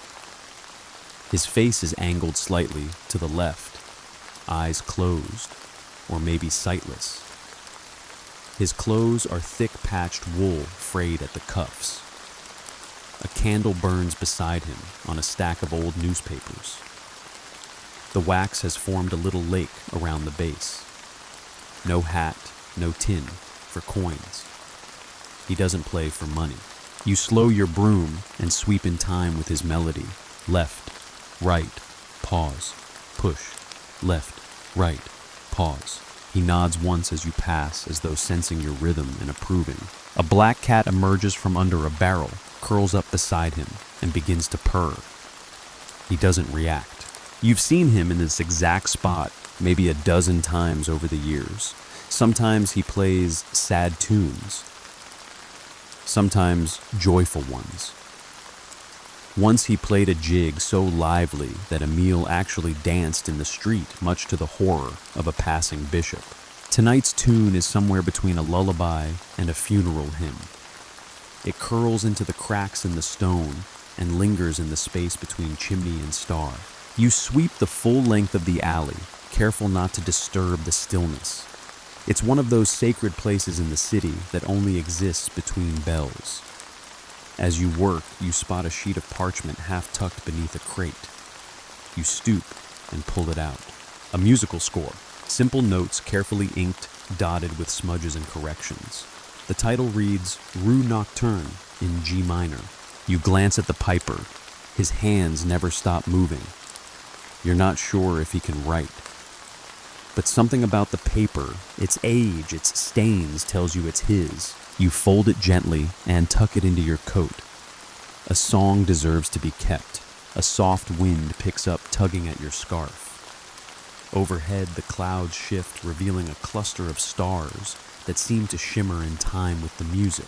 You look up, caught for a moment in something that feels older than memory. Then you hear footsteps, light and hesitant. A child emerges from one of the side doors, barefoot, wrapped in a too large coat. He clutches something in both hands. A lump of bread. A stone, no, a turnip. He approaches the bagpiper, slowly extends the turnip like a holy offering. The piper stops playing, takes the turnip, smiles, then resumes. The boy sits cross-legged on the ground and begins peeling the turnip with a pocket knife. You sweep quietly around them, feeling like an intruder at a ceremony. Historians still argue whether this man is a relic of an older time, perhaps a former musician cast out by circumstance, or simply a legend made flesh. Berta swears she saw him 30 years ago playing the same song. Emile insists he's a ghost who returns only when Paris needs to remember how to mourn. You think he's just someone who understands that music isn't something you play, it's something you offer. Your broom catches on something metal. You reach down a small brooch shaped like a bird in flight, probably dropped by a passerby, or a gift. You glance at the boy. He hasn't moved. You leave the brooch by the candle. The piper nods again, almost imperceptible. You finish your sweep, brushing the last few curls of onion skin and damp ash into your cart. As you roll away, the music shifts into a new tune, lighter now, like dawn slipping under a doorframe. You turn back once before leaving the alley. The boy is still peeling, the piper still playing. The candle flickers. You move on, broom in hand, melody in chest. Paris behind you, Paris ahead. You veer south into a narrow street with no name, just a crooked wooden sign above the entryway that reads, Inspection only in half-faded paint. Everyone calls it the Bread Taxer's Alley. It's a joke now, but once, at least according to Berta, it wasn't. According to her, back in the 1760s, a group of bureaucrats with too much time and too little bread created a short-lived policy that allowed them to inspect any loaf being carried through the city after midnight. Something about grain fraud, something about weight inconsistencies, something about filling crusts with sawdust. Historians still argue whether this bread patrol ever really existed, or if it was just a prank played by bored millers and bakers on gullible citizens. You've seen enough oddities at night to believe just about anything. Tonight the alley is still. The air is dense with the yeasty smell of yesterday's goods and something else, something smoky and faintly sweet. You push your cart over uneven cobbles, sweeping aside crusts, paper twists, and what appears to be an entire croissant. Someone stepped on in an act of unforgivable violence. That's when you hear it, a whistle sharp and low. You freeze, then another, this one to your left, then footsteps. Here they come, out of the shadows, Dressed in long coats and mismatched boots, 3 figures emerge. You know their type instantly. Not city guards, not vagrants, something stranger, the inspectors. Not official in any way, but self-appointed enforcers of late-night grain morality. They've been a fixture in this alley for years. No one knows their real names. They carry satchels, wear thick gloves, and carry forks. Long 2-pronged forks. Bread forks. One of them points at you with a gloved hand. "Declare your crusts," he says. You sigh. "No crusts tonight," you reply, holding up your empty palm. "Just soot and scandal." He eyes your cart suspiciously. "We'll see about that." The tallest one steps forward and pokes at your broom bristles with the fork. Looks damp. "It's rained," you mutter. Suspiciously clean for someone working Rue des Halles. You reach into your coat and pull out your secret weapon, a pouch of hard candy wrapped in old map paper. You toss it at the man's feet. He pauses, considers. The rules of this alley are ridiculous, but clear. Candy equals passage. He picks up the pouch, unwraps one with unnecessary ceremony, and bites down. "Acceptable," he mumbles. The others nod. They part like theatrical curtains. You pass through, sweeping steadily, as if nothing happened. You don't look back. Halfway down the alley, you spot something odd, an entire baguette perched perfectly upright in a flower pot. It's been there at least 3 nights. No one moves it. No one questions it. You nod to it in passing. It nods back. Probably. You sweep onward. The alley ends in a small courtyard, where the cobblestones form a kind of spiral. No one built it that way. The pattern just appeared one year like moss with ambition. Some nights you can feel it humming. Tonight the spiral holds something new. 3 bread rolls perfectly aligned at its center. You blink. They weren't there yesterday, or the day before. One of the inspectors must have made an offering. You sweep gently around them, careful not to disturb the geometry. As you leave the courtyard, your broom bumps against a folded cloth. You bend down. It's a bread bag, hand-stitched, embroidered with a small blue wheat stalk. Inside, nothing but crumbs and a single playing card, the Jack of Hearts. You stare at it for a moment. You've been hearing whispers about the Jack for weeks now, a figure supposedly stealing pastries only from the pockets of sleeping merchants. No one has ever seen him. Some say he wears a cravat of whipped cream. Others claim he travels via chimney. You place the card back in the bag and tuck the whole thing into your cart. It belongs in the museum of the absurd you're slowly building between your coat pockets. You exit the alley and find yourself back on Rue Saint-Antoine. The building's broader, the street wider. A breeze cuts through, and with it the scent of baking bread from a faraway oven. You exhale. The city softens again. No more inspectors, no more forks. Just you, your broom, and the moon. You sweep the final stretch before the hour chimes. A single bell rings in the distance, 3 chimes slow and deliberate. You still have streets ahead, but this moment, this breath between alley and avenue, this belongs to you. Rue des Chats Disparus is silent. It always is. Despite the name, it isn't overrun with cats, nor is it particularly mysterious, at least not during the day.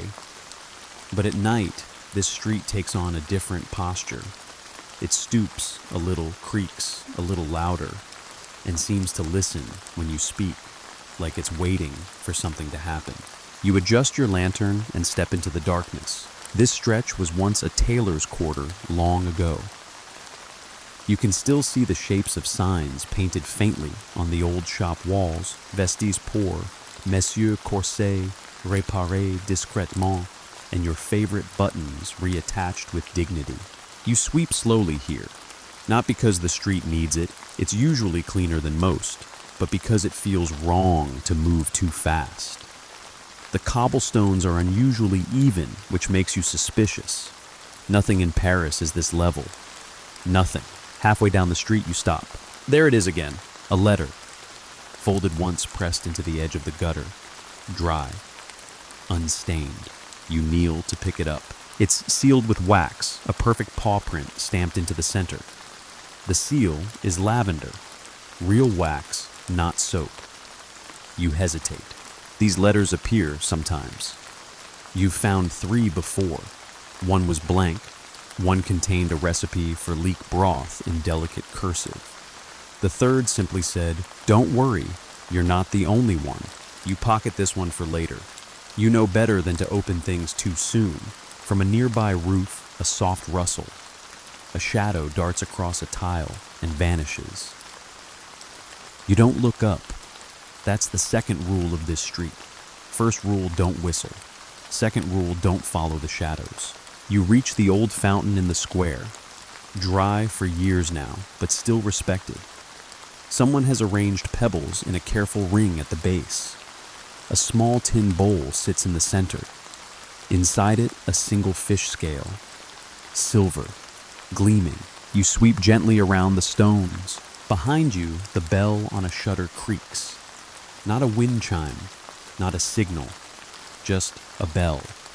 It only rings at night, and no one knows who put it there.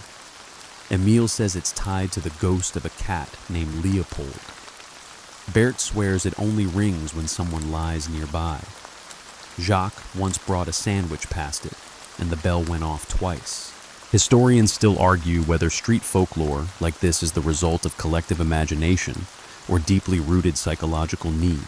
You argue it's what happens when a city stays up too late, with no one to talk to but itself. You pass the tailor's window, the one with no reflection.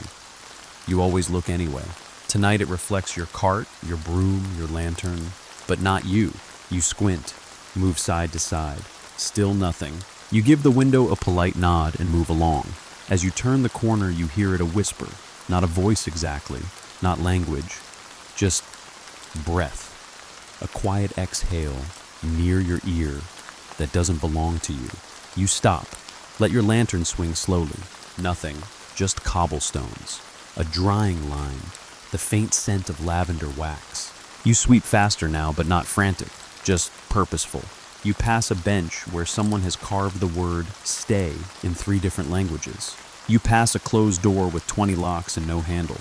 You pass a stuffed bear propped against a wall wearing a crown made of daisy stems. And finally you reach the street's end. You turn around, nothing has followed. But something is watching. You leave a piece of chalk on the cornerstone. A small gesture, a message maybe, or an offering. You don't know who takes them, but they're always gone by morning. You move on. As you rejoin the wider street, the city breathes again. You feel it in your ribs, the release, the slow uncoiling. The sky is starting to lighten, just barely a navy blue smear on the horizon. The next street is familiar, friendly, loud pigeons, predictable trash, merchants who snore with open windows. But for now you carry silence with you. The letter in your pocket, the missing reflection, the whisper that didn't ask anything, just stayed. You'll remember Rue des Chats Disparus tomorrow. Maybe not. But tonight you were there, and it was waiting. You turn onto Rue Saint-Denis, one of the oldest arteries in the city, older than half the buildings it holds up, older than many of the laws it pretends to follow. In daylight, it bustles. At dusk, it broods. But after midnight, it transforms into something quieter, softer, stranger. It's here you find the midnight barber. His shop is tucked between a shuttered bookstall and a shop that once sold nothing but left gloves. The sign above the door swings gently on its hinge, tonsor nocturne. The letters are painted in silver leaf, half flaked, half fabulous. The front window is dark, as always. The curtain never moves. But the moment your boots touch the step, the lantern inside flickers to life. It's a sign he's open. You don't go in. No one does unless invited. But you pause as you always do, broom in hand, cart still behind you. Through the window you can see him, bent over a man in a chair, razor poised, motion still. Both faces are calm, unmoving, as wax figures, but there's something electric in the air. The candlelight in the room doesn't flicker. It pulses, as if it's breathing with them. The barber moves slowly, carefully. His blades gleam like river water in moonlight. There is no music, no dialogue. Just the faint sound of a strop being drawn again and again. across leather. Hypnotic. You've passed here a dozen times, maybe more. The same scene, different clients. Sometimes a man with a limp. Sometimes a woman with cropped curls and tired eyes. Once a child holding a letter. None of them speak. None of them return. Emile says the midnight barber trims more than hair that he cuts. Regret that he shaves away memory. Jacques thinks he's just a very expensive ghost. Bertha once left a shaving brush outside the door in tribute. The next night it was gone. In its place, a single strand of gray hair and a folded note that said "not yet." Historians still argue whether tonsorial rituals, like this one, were ever real or simply symbolic markers in urban myth. You suspect they're both wrong. This isn't a ritual, it's a routine. And in Paris, routine is how magic hides. The door to the shop never opens. But tonight, something new. The curtain twitches. You freeze. The candle dims. The man in the chair blinks once. The barber, his hand still turns his head ever so slightly toward the window. Toward you. You take a careful step back. He raises one hand, not in warning, not in greeting, but in a gesture that simply says, "Seen." You nod, then continue sweeping. You move quietly, now your broom trailing a ribbon of soot and flower petals left from some long-forgotten parade. The buildings here lean inward. The windows are close. You can hear someone snoring above you. Below, someone whispers the Lord's Prayer, over and over, not for comfort, but for rhythm. You pass a cafe with stacked chairs in the window. One has a note pinned to it, reserved for Margot if she returns. The ink is faded, the paper new. You sweep a wine cork into your cart. It bounces, once settles near the brooch from the bagpiper's alley and the embroidered bread pouch from the taxer's courtyard. Your cart is becoming something more than a tool. It's becoming a witness. At the corner just before the Rue Réaumur turn, you spotted a small shaving mirror nailed to a post. You've never noticed it before. It's smudged, cracked. A cobweb stretches across the corner. You lean in. This one does reflect you. Your eyes are tired. Your scarf is crooked. Your broom looks ancient. But behind your reflection, just for a moment, you see the barber standing in the doorway of his shop, watching. You turn quickly. The shop is dark again. Curtains still. Lantern out. You exhale and resume your route. No one ever talks about the midnight barber in the daylight. It's like he dissolves with the sun. But tonight you saw him, and he saw you. Ahead, the street curves toward the printing quarter. The stones are rougher here, the litter more paper than peel. You brace your broom, tighten your grip, and sweep, not to erase, but to remember.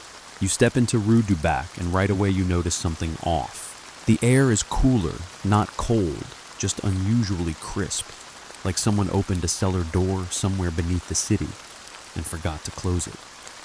It makes the flame in your lantern flutter harder than it should. You pull your coat tighter and glance down at the gutters. They're glowing, not blindingly, not in any way that might catch a citizen's eye during the day. But you see its soft orbs of light drifting below the grates like jellyfish in the sea, yellow-green and once a soft pink. You stop walking and crouch by the nearest grate. There it is again, a lantern bobbing silently in the darkness beneath the street. You wait for the sound of footsteps, a clank, anything. But no, just silence and light. This can only mean one thing. The sewer folk are having a lantern festival. It's not common, maybe once a year. Some say less. No one's sure who the sewer folk are, or if they're even real. Bertha says they're just retired coal sweepers who couldn't handle sunlight anymore. Emile insists they're librarians banished from the surface for knowing too much. Jacques believes they're made entirely of moss and regret. You believe in what you see, and tonight you see lanterns. Historians still argue whether stories of the sewer folk stem from truth-exaggerated metaphor or the result of Parisian wine that had been stored a little too close to the heating pipes. Either way, people leave them alone. You move slowly down the street now, sweeping in rhythm with the glow beneath your feet. It follows you. You test it, pausing, walking faster, doubling back. It mimics your pace perfectly. At one point you whisper, "Good evening." The light flickers once in response. You sweep more gently now, out of respect. This is not a night to scrape too loudly. Further ahead, another grate shows signs of the festival thin ribbons tied to the iron bars, mostly damp now, but still dancing in the breeze. Someone has drawn a small face in chalk beside it, smiling, eyes closed. A tribute, perhaps. You stop near a puddle and spot something floating. Not trash. A paper boat, folded carefully, the edges dipped in wax to help it hold shape. Inside it, a thimble, a plum pit, and the corner of a playing card, Queen of Spades. You watch it bob gently, following the current of some underground river you'll never see. You make a note to tell Berta. She loves mysterious boats. Around the next bend, you pass a grate that smells of rosemary and old wood smoke. A handwritten note is wedged in the stone nearby. We light the dark below so you may rest above. You stop. You reread it. Then instinctively you reach into your coat and pull out the tiny bird brooch from the bagpiper's alley. You slip it through the bars, let it drop. It lands with a quiet clink. Somewhere below the lantern flickers. You sweep the rest of the street in near silence, your cartwheels muffled by wet leaves and soft ash. A single page of newsprint flutters across your path. You pin it with your broom skim, the headline, "Mayor Denies Underground Activity." Of course he does. At the end of the street, the glowing beneath your feet begins to fade. Not abruptly. It's a slow, graceful dimming, like a bow at the end of a performance. You pause at the final grate and whisper, "Merci," then continue on. Ahead, the city resumes its usual noises. A distant cough, the clatter of a tipped bottle, the clink of Jacques swearing at his cart's front wheel somewhere down on Rue des Gravilliers. But for a few minutes you walked in tandem with something ancient, something gentle, something just below. You won't speak of it tomorrow. You'll just keep sweeping and hope they do too. You turn the corner onto Rue Saint-Roch, and immediately your boots stick slightly with every step. The sound is unmistakable. Squish, squelch, squish. You stop and look down. The street glistens. Dark puddles shimmer in the lantern light. Every stone is slick, sticky, and faintly red. You bend down and touch one with your fingertip, then sniff it. Wine. Bad wine. You straighten up slowly, eyebrows raised. Either someone's wedding got way out of hand, or the legend is true. You look around.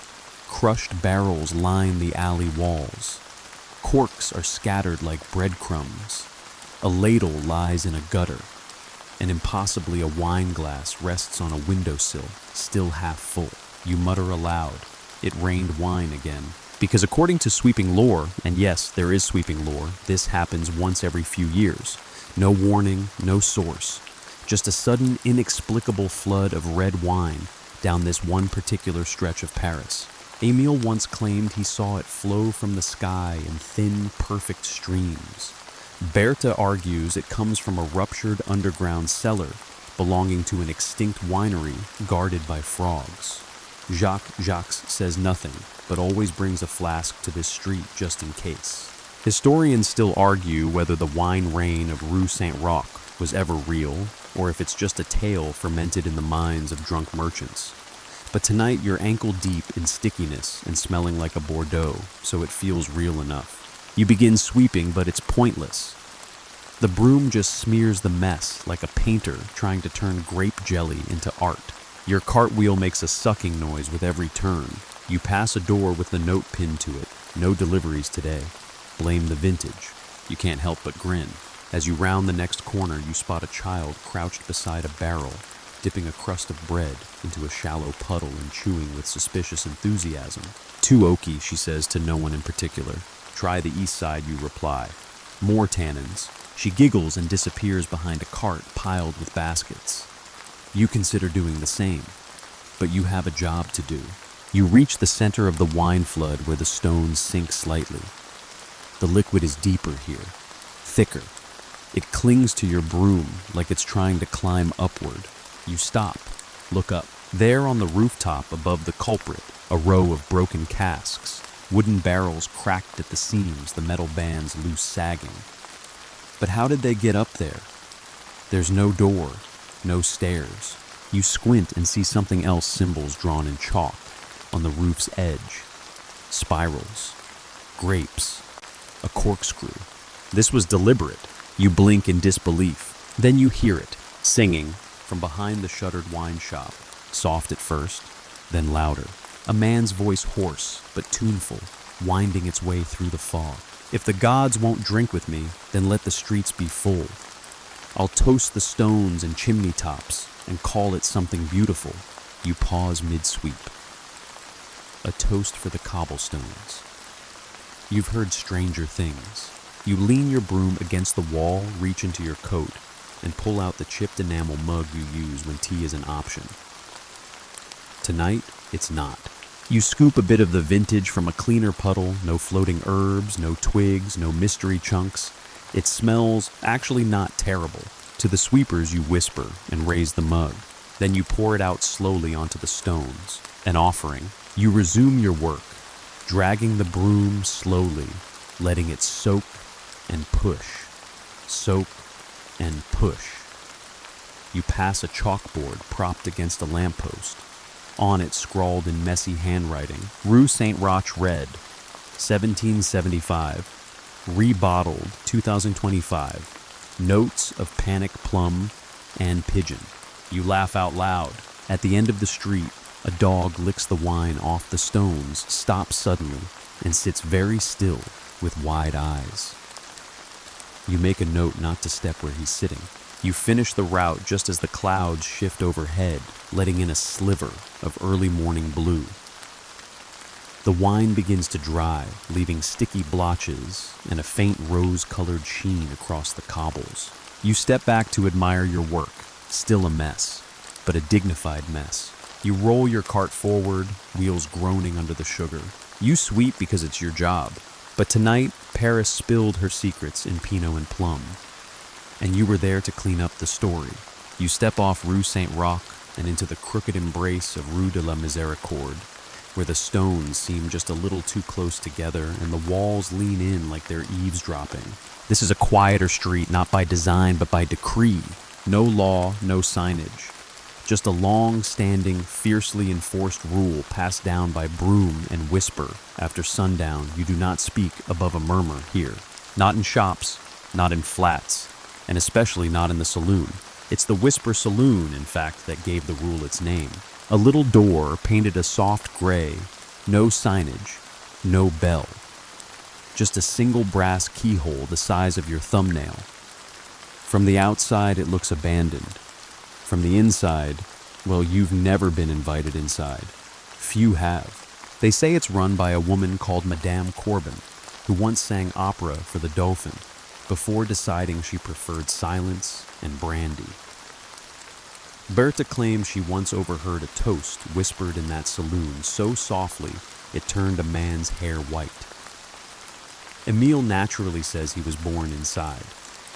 Jacques claims Madame Corbin owes him 4 buttons and a poem. You don't ask questions.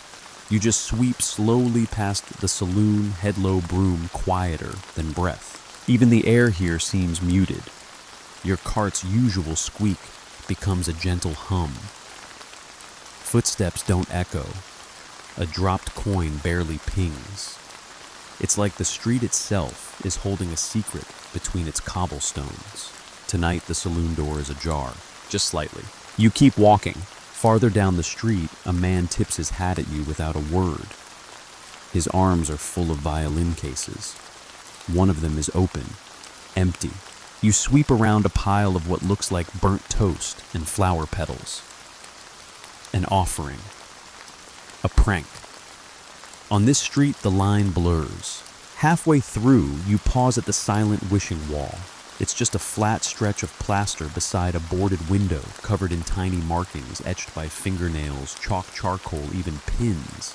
hundreds of small requests scrawled in shorthand or sigils, some no longer visible. You see a few fresh ones tonight. Peace. Her name again once. If not joy, then ease. Dimashkil. You take your chalk stub from your coat, hesitate, then draw a small spiral in the corner. It's your own kind of prayer, open-ended, reusable. As you sweep further, you hear music. Not loud, just one note. A single high piano key sustained and held until it fades into the brick. You freeze. Everyone does when that note sounds. The story goes that every few weeks, someone in the saloon plays one solitary note, no chords, no melody, just one. Some say it's a test. Some say it's a code. Some say it's a way of remembering someone who asked not to be remembered. You sweep on. A slip of paper flutters past you, unusual for this still street. You catch it midair. It's folded like a fortune. Inside a single phrase in looping script, "Don't break the hush, it's holding us together." You place it under a stone on a windowsill and move on. A child passes you carrying a lantern made from an old sardine tin. He doesn't look at you, but his lantern flickers in your direction as if nodding. You nod back. The final house on this street is the Gray House. No one lives there. No one's ever lived there, according to the brigade's unofficial history, but someone sweeps the doorstep every night. Tonight, as always, it's spotless. No leaves, no dust, just a small glass of milk, perfectly full, resting on the threshold. You never touch it. You never ask. You just sweep the edges. Historians still argue whether streets like Rue de la Miséricorde reflect the psychological boundaries of urban spaces, or are simply curated myths layered over forgotten geography. You argue that cities have nervous systems, and this is where Paris keeps its pulse. At the very end of the street, just before it spills into Rue Montorgueil, someone has chalked a message on the wall in the tiniest letters you've ever seen. You lean in. If you must speak, do so with your feet. So you do. You take one last careful step, and your boots say, "I was here." Your broom says, "I heard you." Your silence says, "I'll carry this." The moment you step onto Pont au Change, you feel it, the unmistakable crunch of broken dreams underfoot. Umbrella dreams specifically, because this bridge, as every sweeper knows, is where parasols come to die. You don't know why it happens here. Perhaps it's the wind which funnels itself down the Seine and rises like a tantrum between the arches. Perhaps it's the clumsy tourists. Or perhaps, and this is Emile's favorite theory, it's a curse left by a forgotten umbrella vendor betrayed in love and lightning. Whatever the cause, every few nights you arrive at this very spot and find the same sad bouquet of broken parasols twisted like fallen birds. And tonight, it's worse than usual. 5 of them at least piled against the southern railing. Bent frames, torn silk. One with a handle carved like a swan, now missing its neck. Another purple and polka-dotted, impaled dramatically through the grating. You lean on your broom and sigh. Jacques once tried collecting them, convinced he could build a makeshift awning for his cart. The result was what he called an aerodynamic disaster. Bertha used one as a sword for half a night before losing it in a duel with a taxman's goose. You start gathering the wreckage. One by one, you lift the parasols, fold what you can, gently stack the rest. You've never understood why they end up here, but every time you feel a strange tenderness for them, these once proud shields against sun and rain, now skeletons in satin. As you work, the bridge groans slightly under your boots. The river below gurgles, not quite awake, but beginning to stretch. You hear the creak of oars far off, early fishermen or late smugglers depending on the tide. You spot a woman's glove caught in the railing, black, silk, still buttoned. You take it, hold it to your lantern. No initials, just perfume, something floral and faintly bitter. You imagine someone losing it in a windstorm, or perhaps leaving it behind on purpose. You place it atop the neat umbrella pile, like a crown. Historians still argue whether Pont au Change was named for its monetary role in the city, or for the quiet transformations that happened here nightly. You know better. You've watched it change people. The drunk become sober. The lonely become bold. the broken parasol become a sculpture. At the bridge's midpoint, you pause. Here lies the ghost rail, a section of railing with a dent, a burn mark, and 3 etched initials, LCD. No one knows who made them. But sweepers leave offerings here sometimes. Bits of chalk, half-eaten croissants, once an acorn. Tonight someone's left a string of beads, handmade, red, white, and blue, tied carefully to the rail. You run your fingers over them, then move on. A soft clattering sound pulls your attention downward. Another parasol, this one smaller, children's size, pale yellow with lace trim, still mostly intact except for one spoke bent inward like a tucked elbow. You pick it up. It feels warm. You pause, look around. No one on the bridge, no carriages, no shadowy silhouettes. Just you, the cart, and a growing collection of forgotten weatherproof accessories. You tuck the small parasol into your cart beside the folded note from the silent street and the musical score from the bagpiper's alley. You don't know why you're keeping it. You just are. A breeze stirs your coat, and for a moment the world hushes. You stop sweeping. The lantern flickers. The river below gives a single loud gulp, like it's swallowing something important. You wait. Nothing happens. You begin to move again slowly, respectfully, your broom brushing the final bits of silk and splinter from the bridge. At the far end, someone has left a poem in chalk. When winds betray the quiet sky, and all umbrellas dare to fly, sweep gently here. Don't ask them why. They tried. They tried. They tried. You stand a moment longer, rereading the last line. Then with care, you wipe the poem away, because that's what you do. You don't erase the city. You tend to it. You clear the stage for the next performance. You sweep the ghosts into corners so they can rest. And tonight, the parasols have earned it. You step off the bridge. Your boots are sticky with river mist and lost lacquer. You don't mind. Rue des Rebutes has no lamps. Not a single one. They were removed years ago, officially due to budget cuts, unofficially, because too many people claimed they flickered in response to thoughts. You never witnessed it yourself, but you've heard the stories. And besides, the darkness here isn't empty. It's occupied, not by people, by furniture. It begins subtly. You step into the street and stub your toe against a 3-legged chair. It's facing the wall. No reason for it to be here. You glance around. No one watching. You give it a polite nod and move on. 10 paces later, another, a footstool, upside down. Then a hall table, slightly tilted, one drawer open, as if gasping. Welcome to Paris's dumping ground for unwanted objects that are just a little too personal to throw away properly. Emile calls it the Avenue of Regrets. Bertha refers to it as the attic that escaped. Jacques once tried to furnish his entire flat from here, but swore off the place after his nightstand whispered wrong side at him. Historians still argue whether this block ever officially existed on the maps.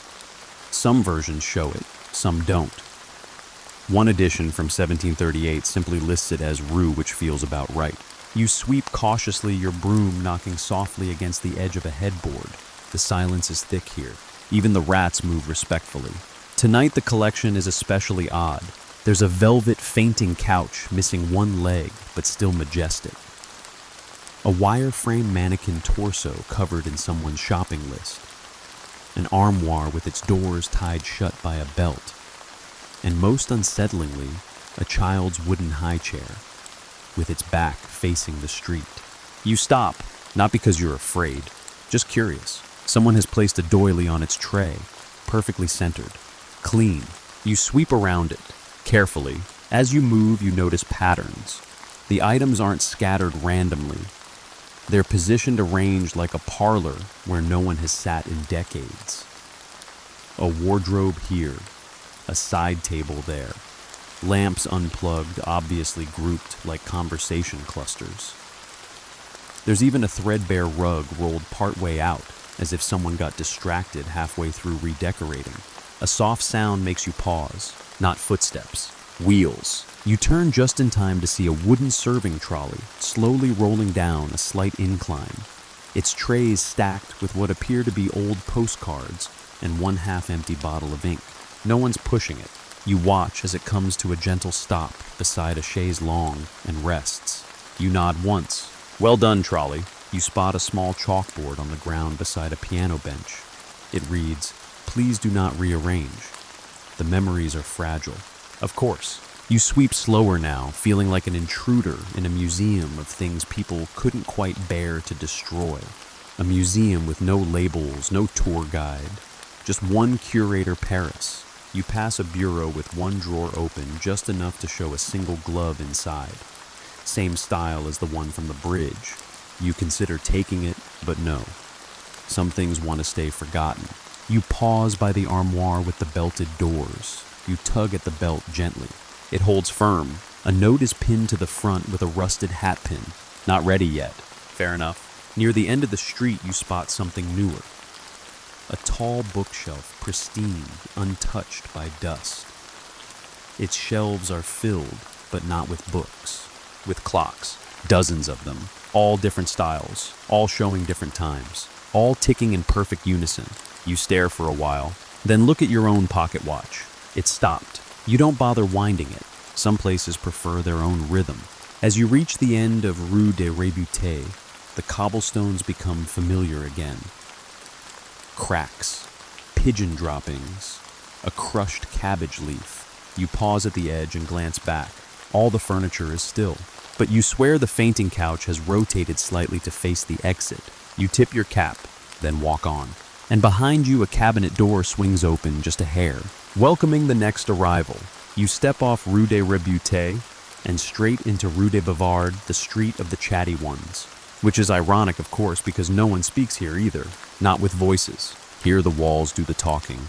You hear it the moment your broom hits the first cobblestone. A low murmur, like 100 conversations, layered on top of each other, barely audible, just under your thoughts. It's not frightening. It's more like the feeling of entering a room where people had just been talking and left quickly when you open the door. The air smells faintly of ink and plaster dust. You sweep forward. This street is famous among the brigade, not for its trash, but for its confessions. Every wall is covered with them layers of handwriting, etched, chalked, scratched, smeared. Love declarations, petty rants, stolen poetry, warnings. Some are dated, some are weather-worn. Some look as if they were written just this morning, even though no one's been through since you last passed. On your right, in fading red chalk, I lied about the scarf. Below that, in newer handwriting, I know. On the left wall, scrawled, at chest height, I still hear you in the stairwell. You pause in front of a message that reads, "Rue des Bavards is listening. Be careful what you leave behind." You sweep carefully here. You've learned not to touch the base of the walls, disturbing the chalk. Has consequences. Once Jacques accidentally brushed away half a sentence and had nosebleeds for 3 days. Bertha insists the walls don't like interruptions. Emile refuses to even look directly at them anymore. Historians still argue whether the graffiti here began as coded messages between revolutionaries or lovers, or just bored chimney sweeps. But the style has stayed eerily consistent for over a century. Long loops, thin lettering, spaced just so. Tonight a new message has appeared. It's written in perfect cursive, high up, too high for most people to reach without a ladder. It says, "You're not alone with your thoughts, not here." You glance around. No one. Just the whispering. Just the wind curling between rooftops like an eavesdropper in a hurry. You pass an old drain pipe wound with ribbons. Most are faded, but one is vibrant green. A tag attached reads, "For the apology I never said." You don't touch it. Instead, you sweep a small pile of confetti into your cart. It wasn't there yesterday. It looks like paper from an old novella. Torn pages, not shredded, but snipped, as if someone had carefully removed every unkind sentence. You respect the effort. You round the next bend and come to the listening post. It's not a post exactly. just a narrow alcove in the wall protected from rain where people come to whisper their worries. Some claim the wall answers, if not in words, then in relief. You listen now. Nothing, and then a quiet creak, a sigh. A dry rose petal falls from above and lands in your palm. You leave behind a marble, shiny, red, found in your coat pocket last week with no explanation. It feels fair. You pass another wall scrawled with questions. Do you think he ever loved her? Where do sparrows go in winter? Is silence a kind of language? Beneath them, someone has written simply, yes, south, absolutely. The final stretch of the street narrows. The messages become more urgent, less poetic. It's not safe. They're listening in the ink. Don't trust the man with the wooden teeth. You stop. That last one's new and oddly specific. You make a mental note. Just before the street ends, you spot your own handwriting from weeks ago. Faint, nearly washed away. I'm so tired, but I still care. You place your fingers gently on the wall beneath it. Tonight, no one answers. And that's okay. You sweep the final meters in near silence, though the walls never stop murmuring. The cobblestones hum faintly underfoot, as if they too are trying to remember something. At the exit, a single phrase in fresh ink wraps around the final corner. Don't be afraid to leave some things unsaid. We'll hold them. You step into the next street, and the whispers fade. Not gone, just resting. Rue des Dentelles begins not with a stone, but with a thread. Literally, a single strand of lace fluttering from a wrought iron lamppost, like a flag too shy to commit. You catch it between your fingers as you pass. It's soft, hand-knotted. The kind of craftsmanship that doesn't just happen, it's inherited. And here, on this particular street, everything is inherited. They call it the Seamstress Row, though not a single shop remains open. Decades ago, it was Paris's hidden core for repairs, corsets, mended gloves, restitched secrets sewn into coat linings. A place where people brought both their fabrics and their frailties. Now it's mostly boarded up windows and sagging awnings. But at night things stir. You see the signs of them already. A spool of gold thread sits on a doorstep, neatly coiled. A pincushion heart-shaped perched on a drainpipe, like a watchful bird. A chalk arrow drawn on the ground in dashes, pointing toward a shuttered storefront with the name Madame Aurore, barely visible beneath layers of time and flaked paint. You sweep gently here. This street doesn't like sudden movements. It's the sort of place where, if you drop a button, something might sew it to your shadow before morning. A light flickers inside the old glove shop. Not electric, candlelight. You pause and count 1, 2, 3 pulses. A message. You look down at your cart. There, among the scraps and soot, a small square of embroidered linen. You didn't put it there. It reads, 1 stitch for sorrow, 2 for trust. You look up again. The candle is out. You move on. Historians still argue whether Rue des Dentelles was truly the domain of Paris's secret fixers, or just a niche guild of tailors whose work got inflated into myth. But the fact remains, buttons appear where they weren't. Rips mend themselves. And once Emile claims his own shadow wore a different coat for an entire week. Tonight you pass a mannequin outside one of the sealed shops. It's dressed, no head, no arms. Just a body wrapped in a half-finished wedding gown. Not white-gray like morning fog. Dozens of pins glint along the hem. You nod respectfully and sweep a wide berth around it. Farther down, the cobbles shift in pattern. You spot a design beneath your boots, faint embroidery etched in stone. Florals, loops, almost like someone tried to turn the street into fabric.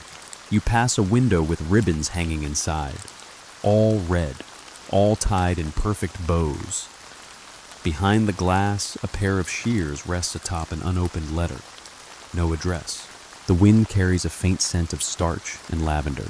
You pause beneath a faded awning and check your watch. It's running again. Weird. You pull your scarf tighter. Then something catches your eye. At the far end of the alley, barely lit by your lantern, a figure.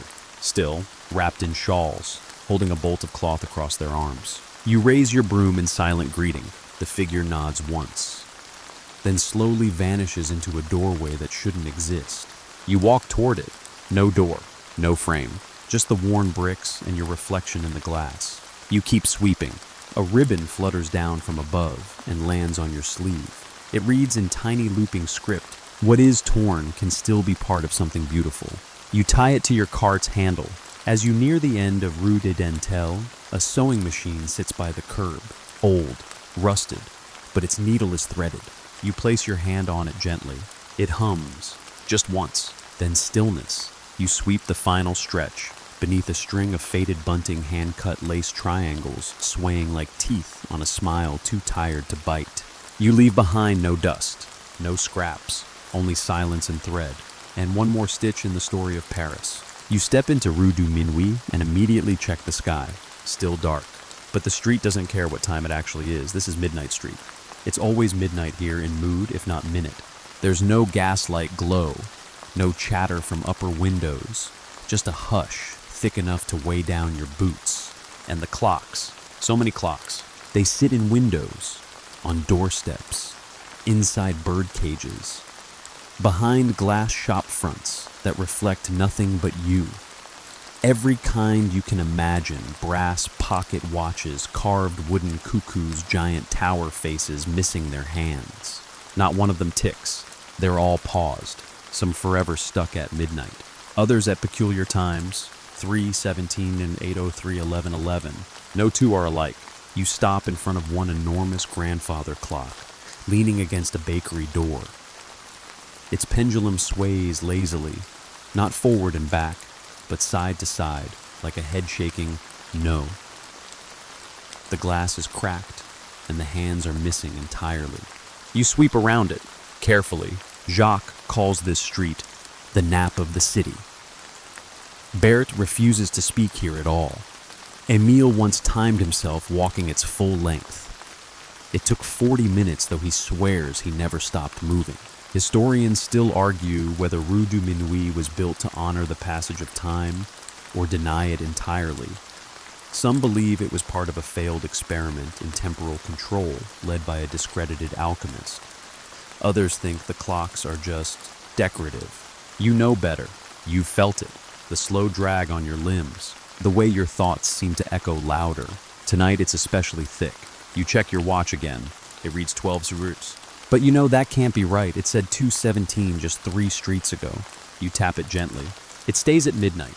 Fine. You've swept under stranger circumstances. As you move forward, you see a little girl's drawing chalked on the wall. A stick figure holding a broom surrounded by clocks with smiley faces. One has a speech bubble. You're late. You chuckle.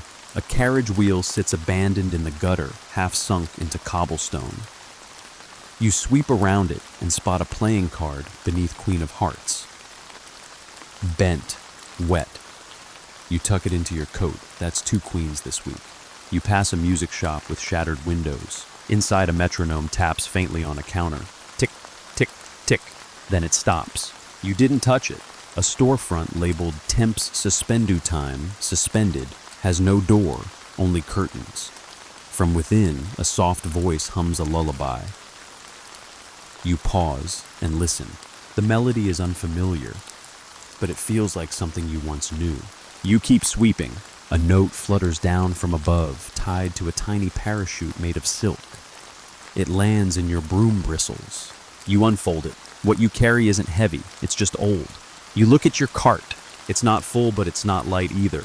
Pressed flowers, broken combs, an orphaned glove, parasol ribs, silent chalk. All collected, all kept. None of it yours, but none of it not yours either. You spot a narrow alley branching off to the left, one you've never noticed before. A low archway, too small for most people, too tempting for anyone curious. You lean in. A single clock rests at the entrance. No face, just a smooth brass plate. You don't enter, not tonight, not while you're already stuck in midnight. Instead, you turn back to the main path. Near the end of the street, someone's drawn a chalk hopscotch board. The final square is labeled forever. You glance behind you. All the clocks you passed, they've shifted, just slightly. You don't remember them all pointing east, but now they do. You sweep faster, not because you're scared, just alert. At the final building, a mirror leans against the stone wall. You see yourself, but only the you from last night. Same scarf, same soot, just more tired. You wipe the mirror clean. Your reflection catches up, and the clock stops shifting. You step off Rue du Minuit and back into the ordinary flow of time. Your watch begins to tick again, slowly, but forward. Rue des Chandelles is barely wide enough for your cart. You nudge it forward, wheels brushing stone on both sides, your broom trailing behind like the tail of a parade float that forgot to be festive. Above, long cords stretch across the alley, thick with dripping wax. Candles, hundreds of them, suspended overhead like stars that forgot how to rise. This is the candle street, the city's forgotten wick. No gaslight, no firelight, just wax and string and the faint sweet scent of bees. You pause beneath a low-hanging taper. It's unlit like the rest, but still warm. The air hums faintly like breath caught between song and sleep. Every sweeper knows this street. It's where the city prepares, not celebrates, not mourns, prepares. Wicks trimmed, flames tested, shadows measured. Tonight someone's been busy. You spot footprints and the wax drips barefoot by the looks. Small, fast. You follow them as you sweep each step, marked by a curl of melted paraffin hardened into a frozen wave. Berta says the chandlers who once worked here were part of a secret guild tasked with maintaining Paris's metaphysical balance. Jacques insists they just liked wax sculptures. Emile once left a candle here overnight and found it changed color by morning from white to a deep plum. Historians still argue whether Rue des Chandelles ever had official tenants, or whether it simply sprang up whenever the city was about to change. You've seen it feel different during protests, eclipses, even leap years. And tonight it feels like waiting. Halfway through the alley, you find a crate labeled Failed Flames. Inside, broken tapers, crooked wicks, half-melted tea lights. You pick one up. Its base is carved with a single word, treat. You light it. It flares blue, then steadies. You leave it on a windowsill and keep sweeping. As you pass each window, more candles appear unlit, but placed deliberately. One by one, some in brass holders, some floating in saucers of water. One rests on a spoon. You don't know who's arranging them, but you feel the rhythm. Left window, thick column candle. Right step, cluster of votives. Shutter hinge, beeswax twist. Your cart rolls quieter now, softer, like the wheels respect the hush. At a narrow doorway, a child's handprint is stamped in soot on the wall. Beneath it, scratched into the stone. For every night without stars. You stop, reach into your coat, pull out the smallest matchbox you've ever owned, given to you by a stranger who traded it for silence on a winter morning. You light one, touch it to a dusty candle lodged into a cobwebbed sconce. It catches. The flame dances red, then orange, then pink. You smile, and now the wax above you begins to drip in rhythm. Plink, plink, plink. Each drop, a small percussion. The alley becomes an orchestra of wax, soft, slow, like lullabies poured from sky to stone. At the far end of the street, a chalk drawing on the wall catches your eye. A candle maker drawn in profile, with 10 arms each lighting a different part of the city. One touches the river, one points toward the sky, one presses gently against a sleeping face. You sweep the last stretch in reverent silence. A final wax drop lands on your shoulder. You leave it. You pass the threshold into the next block.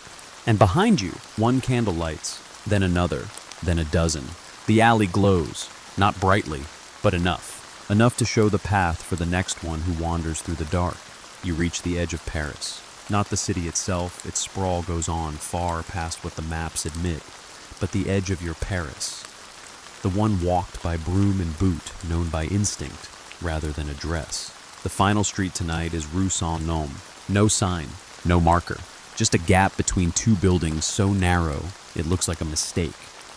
You wouldn't even see it if not for the way the fog curls into it like a finger, inviting you forward. You step inside. The walls here are damp with quiet. The air tastes of moss and old ink. Your lantern dims without flickering, as if even light must whisper now. This street is short, maybe 20 meters, maybe more. It doesn't measure itself in length, but in stillness. Every sweeper has an opinion about this place. Jacques calls it the city's breath between thoughts. Bertha won't come here at all. Emile says once on a dare he tried to sweep it backward and couldn't walk for 2 days. You just call it the pause, because that's what it feels like. A moment held between the inhale and the exhale of the city. A chamber in the lungs of Paris where nothing is exhaled until it's been witnessed. There's no trash here, nothing to sweep, not visibly anyway. But you sweep anyway. You always do. And tonight, as your broom brushes the damp stone, something shifts. The fog folds. A shape emerges. A table, small, round, bare wood. On it a single envelope, addressed in careful script to the one who keeps the silence clean. You don't open it, not yet. You place it gently in your cart beside the glove, the parasol, the chalk, the ribbon, the stitched linen. It feels like it belongs with them. Another fragment of the quiet story the city's been telling you, one forgotten object at a time. You look up. A mirror appears where the wall should be. Your reflection looks tired, but proud, not heroic, just necessary. The street breathes out. Your lantern brightens slightly. You turn around and walk back the way you came, but it doesn't feel like back. It feels like forward. Your boots tap a rhythm onto the stone, soft and even. Behind you, the fog gently closes the passage, not hiding it, just folding it away for someone else's story. You push your cart slowly through the dark toward morning, and as you do, Paris stirs. The chimneys sigh. A cat leaps onto a windowsill. Bells somewhere ring, not urgently, but curiously. And you, just one speck in the great sleeping sprawl, glide quietly past, broom brushing memory into place. Because someone has to sweep the stories the city dreams, and tonight that someone was you. Now the streets are behind you. The cart rolls slower. The broom rests at your side. Your boots feel heavier, but in that good earned way, like a book closed after the last chapter. Still warm in your hands. Paris exhales. The rooftops soften. The alleyways dim. The heartbeat of the city, once tangled in cobblestone and candlelight, eases into a slower rhythm. You pause at a fountain that isn't always there. The water glows faintly, the color of moonlit milk. You dip your hand in not to drink, just to feel it. Cool, still, familiar. It hums under your fingers like an old lullaby with no words left. You sit, just for a moment, your cart beside you, the broom leaning. The street lamp overhead humming softly in agreement. A wind drifts past, not cold, not warm. Just a reminder. A hand on the shoulder of the night saying you've done enough. And you have. The glove will stay in the cart. The chalk will sleep beside the stitched linen. The candle stub, the ribbon, the note you never opened, they'll be there tomorrow. And if not, they'll be somewhere. Because Paris keeps her own records. You just tidy the margins. So let your breath slow, let your muscles loosen, let your eyes blur gently into the quiet. You're safe, you're still, you're part of something softly humming in a language older than sound. Rest now, sweeper. The night has been seen, and morning knows you're coming.